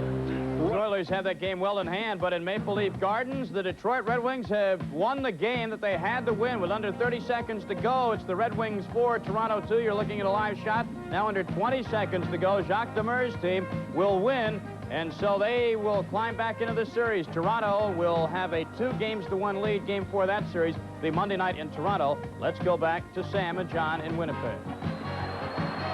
Thanks, Tom. Thomas Steen moving in against Steve Smith. Steen drops it into the corner. So the road goalie, Glenn Hanlon, who's been the road goalie all season for the Red Wings, coming through with a strong effort. Good defensive game by the Red Wings to beat Toronto 4-2. Glenn Hanlon, one of the good people in the league, too. You have to feel good about his play. Steve Smith back to the puck. So that's another one of those series where there's a strong rivalry between Toronto and Detroit, where you can throw out the home and road records, and that the road team there has won each game. Brophy and Demers have coached against each other for many, many years, and they've developed more or less a hatred between each other. And it has shown. Kosher and Gill going at each other again during that game. That will continue to be just a real severe battle. Here at the Winnipeg Arena, 7:28 remains in the third period. The Edmonton Oilers, who had the best road record in the NHL during the regular season, tied with Calgary for the best record, playing well on the road. They were 2-2 during regular season play here in Winnipeg, 5-3 overall in the season series, and continue to have the playoff hex on the Winnipeg Jets. Edmonton and Calgary, as you mentioned earlier, won 21 games each on the road. Philadelphia and Hartford won 17 each. They were the next in line. Glenn said that they were unhappy about the icing call. They didn't think it should be icing, so now there's a face-off in the Edmonton zone. Now McTavish on the face-off here. Messier is there for insurance reasons. If McTavish gets thrown out, Messier is there to be another centerman in case.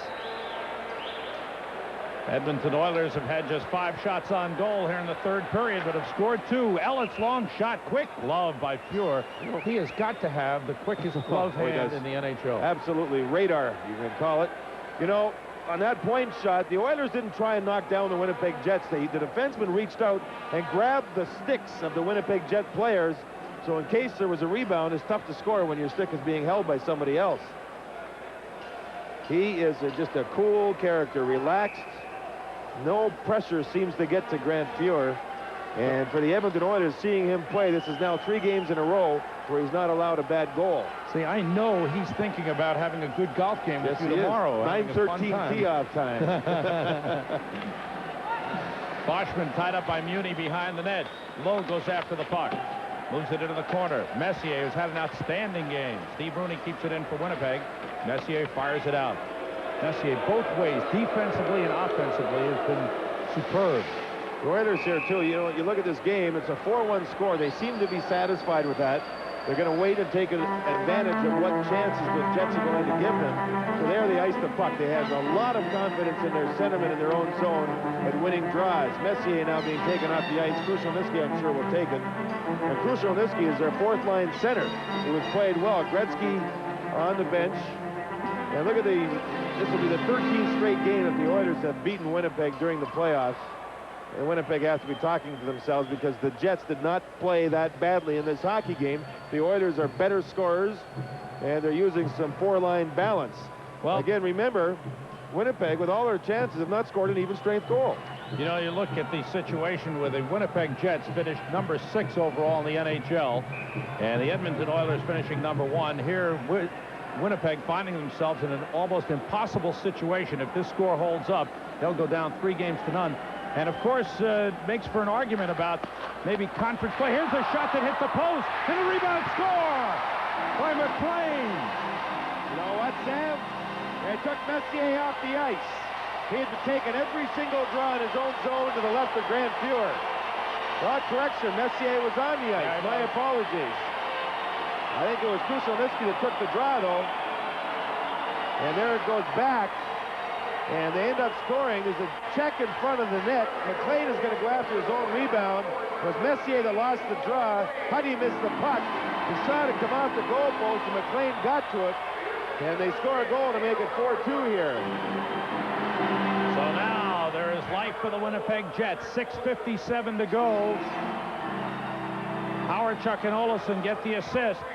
13:03 the time of the goal for Paul McLean. And that was Messier that lost the draw.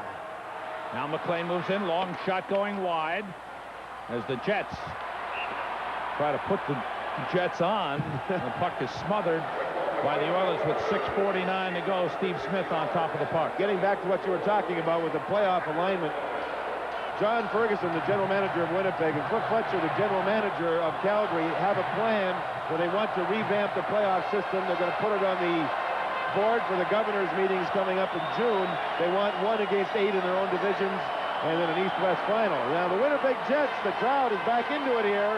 Face-offs, there's been a lot of face-offs in that Edmonton zone, and Taylor throws Messier right back out for the draw. The goal, McLean from Howard-Chuck and Olofsson at 13:03, giving the Jets some life. It was a 1-1 game till late in the second period when Curry broke the tie. 2-1 end of the second, and Curry and Messier scoring here in the third, 1:35 seconds apart. And now McLean has gotten one back for Winnipeg. Steen, Smale, and Hamel on for the Winnipeg Jets. Face-off positions here. Newell is telling Smith to get into one spot and stay there, and then Winnipeg can adjust to it. Winnipeg is the home team. Ruotsalainen plays the puck. Ruotsalainen out to center. Lead is for Craig McTavish going around Olofsson. McTavish goes down trying to draw a penalty. Did not draw one. Slid into the net. And here comes Hamel pushing it ahead. It's taken back by Kevin McClellan for Edmonton. Along the boards, Hamel lost it to McClellan, who lost it to Dave Ellett.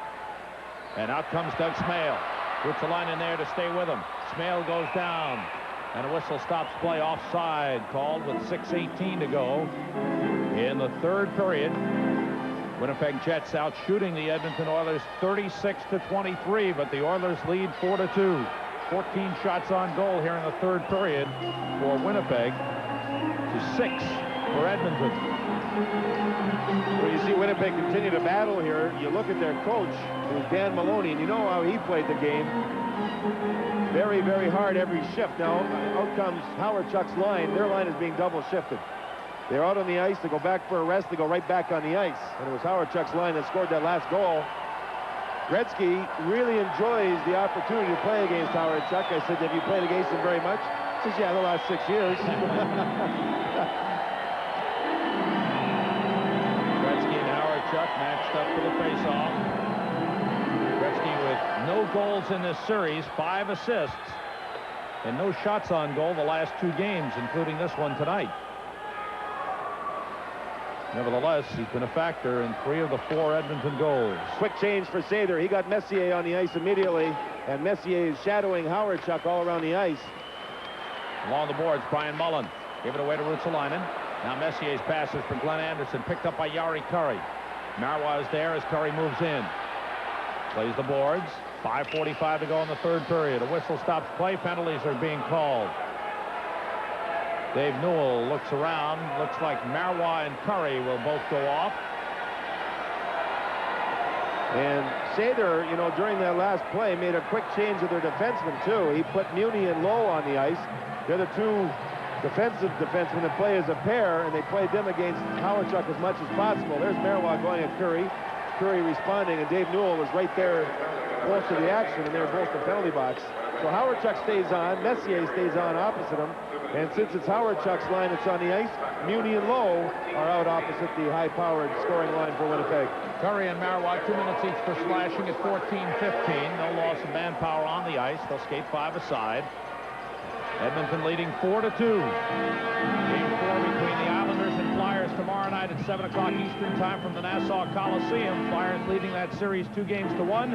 You see it right here on ESPN beginning at 7 o'clock Eastern time. Mike Emmerich and Bill Clement will bring you the action. Dan Maloney took Howard-Chuck off, put Boschman on. As soon as the puck was dropped, Messier went to the bench. And now Winnipeg had too many men on the ice and got away with it. Ooh. But Howard-Chuck now has come back on the ice, and Boschman's gone off. So you're seeing quite a bit of juggling going on here late. Anderson has the puck. He's surrounded by Winnipeg Jets. The puck cleared out to center. Muni sends it back in. No matter what Dan Maloney tries to do, he can't keep Messier away from Howard-Chuck. And Messier is about 2 inches away from Howard-Chuck, skating all over the ice right now. 5:10 to go in the 3rd period. Tim Waters waiting, looking for an open man. It's Mullen, but he's offside. 5:07 to go. Howard-Chuck was about, 60, 70 feet away from the puck. And that man, Messier, just simply stayed with him, skated no matter where that Howard-Chuck went, Messier went. What Howard-Chuck should do, which is what Gretzky does, is go stand beside a defenseman if you can. And that means there'll be 2 Oilers there and 1 Winnipeg Jet, which has to mean somebody will be open. That is if you can get in the offensive zone. The thing that's impressive about Messier, and one of the reasons that Glenn Sather can do that, keep sending him out, is he's so strong. He's in such great physical condition. He can come out virtually every other shift. The second half of hockey games, Messier plays better because of that conditioning. Kent Nilsson said when he came to play with Edmonton on the same line with Messier, he couldn't keep up. And he said the man can play 40 minutes at a high tempo and even get better at it. Howard-Chuck centering, but it goes all the way through as Mullen was covered. And Kevin McClellan has the puck with less than 5 minutes to go in the 3rd period. Tipped into the Winnipeg zone. Frederick Olofsson is there. Checked by Hunter. McLean moves it to Howard-Chuck. Across it goes to Brian Mullen. Mullen back for Howard-Chuck off his stick. Dave Hunter sends it into the Winnipeg zone. 4-2, Edmonton leading it. Dave Ellett has the puck for Winnipeg. Now it's Olofsson. 4.5 minutes to go in the 3rd period. Mullen across the line. Tied up by Huddy. Back behind the net, it's McLean. Put it in front off the stick of Fuhr. Howard-Chuck trying to get it away from Dave Hunter. Couldn't do it. Howard-Chuck is staying out on the ice so long, you wonder how effective he's going to be able to be if he gets a scoring chance. He even outlasted Messier during that last shift. He's been on the ice for about 2 minutes, 3 minutes straight here. Olofsson cross for Smale. Across the line, he comes for a shot that's blocked by Huddy. Off the boards, Mo LeMay is out to take it. 4 minutes to go in the 3rd period. LeMay going in against Waters. Waters ties him up. Krushelnyski after the puck. Leaves it for McSorley. Stopped by Reddick. McSorley again. Plays it behind the net. Jim Kite is there. Kite looks around. Howard-Chuck is skating off for a change. First time he's been off the ice in about 2.5 minutes, and he's tired. 3:40 to go in the 3rd period. Coffey back for the puck. Near side, Huddy bangs it off the boards, blocked by Smale. Coffey tries to lift it up. McSorley hit by Ron Wilson, and it's batted out by McSorley. It tells you a lot about the character of Dale Howard-Chuck, the way he's battled in this hockey game. He's had an outstanding 3rd period. Ron Wilson, feed for Jim Nill. Puck checked away by Smith. Edmonton defense has been outstanding. There's Glenn Anderson backhanding it high and over the glass into the crowd. Stops play with 3:12 to go in the 3rd period. And in the last couple of minutes, talk about the tight defense. I'd say in the last 3 minutes at least, John, Winnipeg has not had a shot on goal. And Edmonton's not even worrying about getting a shot on Pokey Reddick. Pokey Reddick had 3 wins against the Oilers during the regular season. And you have to wonder, will they come back with Berthiaume for the next game, or will they stay with Pokey Reddick? I think there might be a change in the air. Since the goal by McLean, which came at 13:03, 6:57 remaining, they've not had a shot on goal. And that's a span of 3 minutes and 45 seconds. Certainly can't fault Reddick. I think Reddick has played a strong game, and he kept the Jets in the game early. Those 2-on-1s that they scored on, 2 of them, there was passes made. One, he was beaten by Messier's great wrist shot. The 2-on-1s, when they make a pass, it's very difficult for a goaltender to recover. Here's Gretzky, 3-on-2 across the line. Gretzky tried to feather the pass through. It was blocked by Marois. Reddick taps it over to Laurie Boschman with 2:40 to go in the third period. Edmonton 4, Winnipeg 2, knocked away by Gretzky. Marois chased by Curry, knocked away to Gretzky. Try to feed Curry, but Kite is there.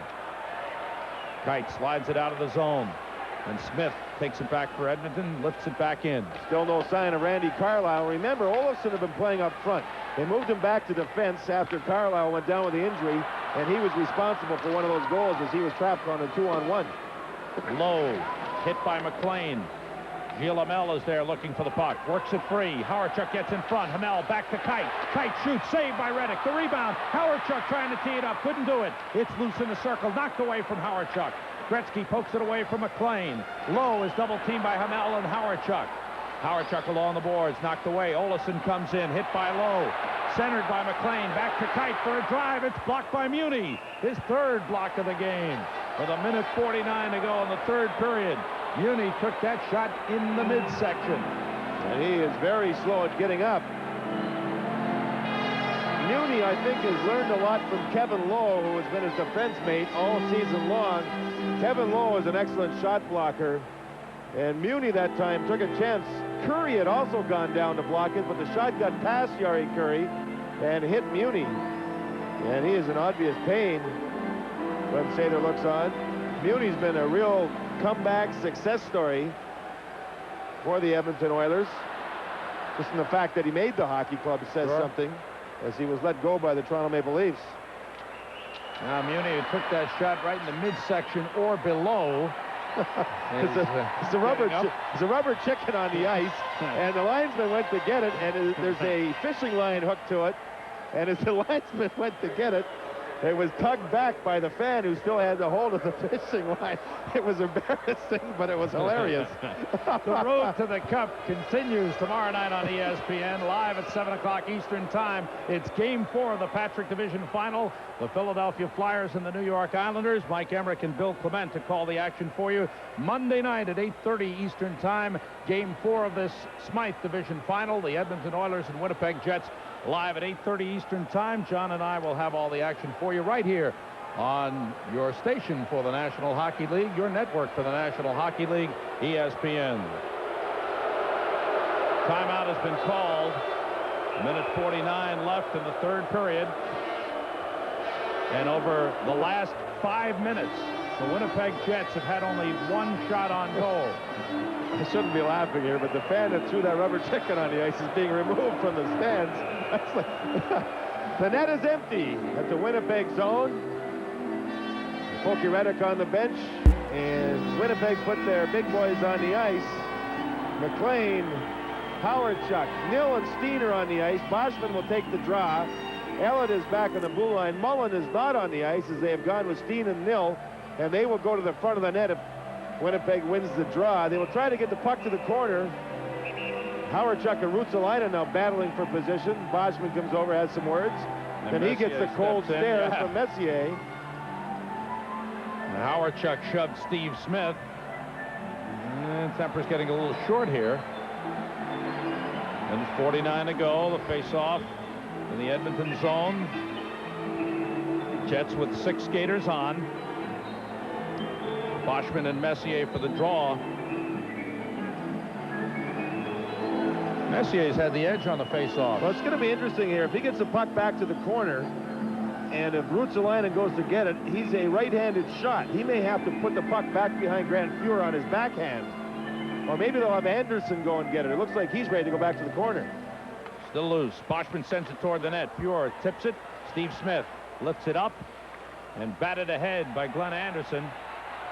It rolls toward the net and just wide. Steen has got it. McTavish on him. Jets net is empty.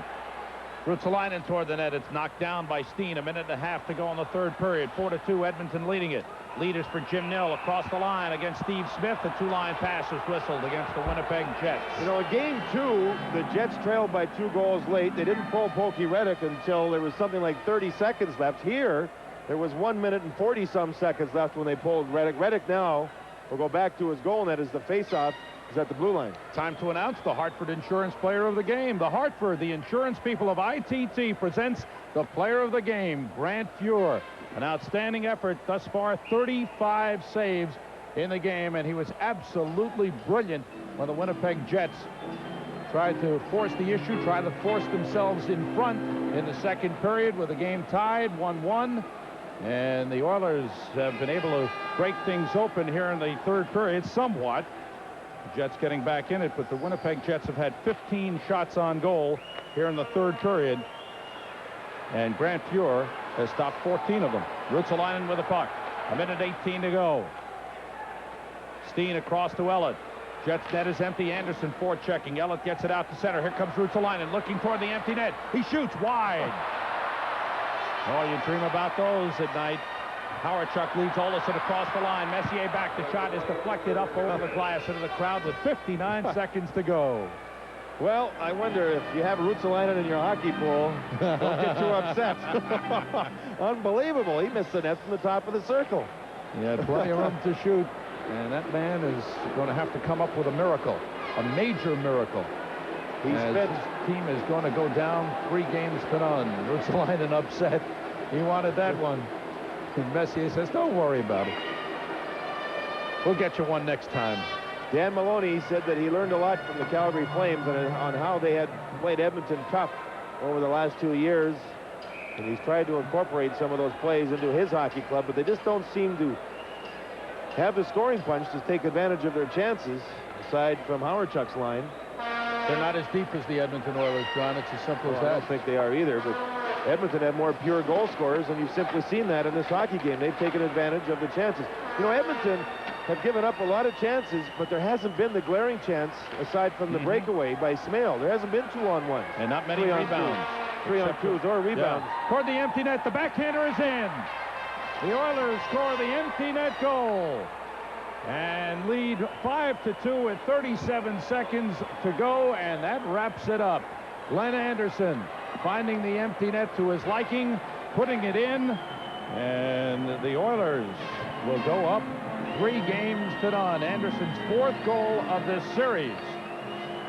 And the big guns have come through for the Edmonton Oilers, but, you know, getting back not only the pure goal scorers, but look at the third and fourth lines. The play of McSorley, McClellan, Hunter has been outstanding in the series. Debris on the ice to be cleaned up before we resume action here. Throw Krushelnyski's name into that pile. The thing is, they've played very well throughout the playoffs. It hasn't been just a 1 or 2 game surprise. And Glenn Sather, he mentioned it after game 2, that the balance that this team has now and the unity that they have from line to line is the best that they've ever had in their organization.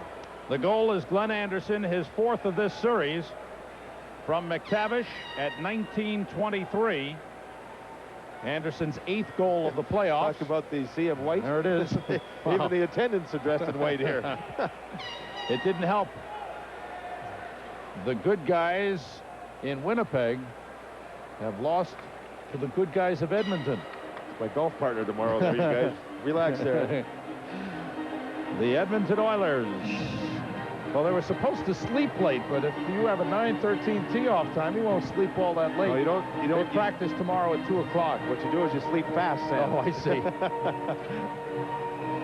The Oilers may have an optional. They will work them out.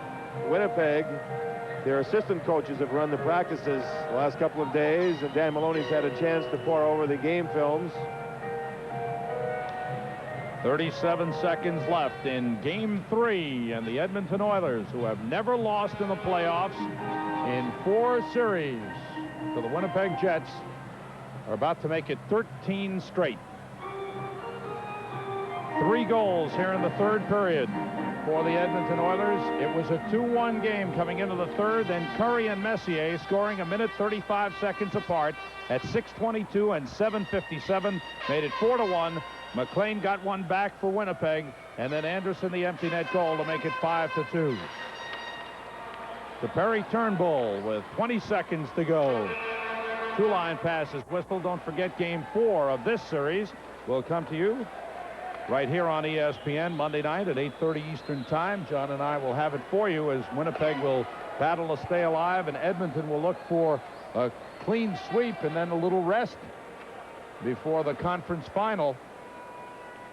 Steve Rooney. Well, you look at the Jets here. They have their big boys on the ice to finish this hockey game. Turnbull on one wing, Rooney on the other wing. And Sather countered with McSorley and Krushelnyski along with LeMay. Go strength to strength. And security there just in case. I don't think anything's going to happen. Well, there was some garbage being thrown down toward the Edmonton bench, and that's settled down. Detroit Red Wings defeating Toronto in Toronto 4-2, have climbed back into that series. Toronto now leading 2-1. They'll play game 4 of that series Monday night. Don't forget, tomorrow night, Philadelphia and the New York Islanders at the Nassau Coliseum, with the Flyers leading the series 2-1. Mike Emmerich and Bill Clement to bring you all the action here on ESPN at 7 o'clock Eastern Time. And that's it. A superb all-around effort by the Edmonton Oilers. The goaltending, the team defense, and the big goal scoring. The Oilers, #1 in the National Hockey League in regular season play, are looking like #1 right now. A tremendous effort on the road. They were a good road team all season long, and go into Winnipeg and defeat the Jets 5-2 to take a 3-0 lead. The Oilers expected a quick start. The Winnipeg Jets, that's exactly what they got. Turgeon tucked the winning goal past Patrick Roy to get the Buffalo Sabres back on even terms with the Canadiens. The Sabres also got home ice advantage back, as did the Boston Bruins from the Hartford Whalers. The Whalers twice blew 3-goal leads. The second time when Dave Poulin scored with less than 2 minutes to go, the Bruins won 6-5 in Hartford to tie the series at 2. The Rangers have the Islanders on the run now, leading 3-1. This breakaway goal by John O'Grotnik was merely insurance.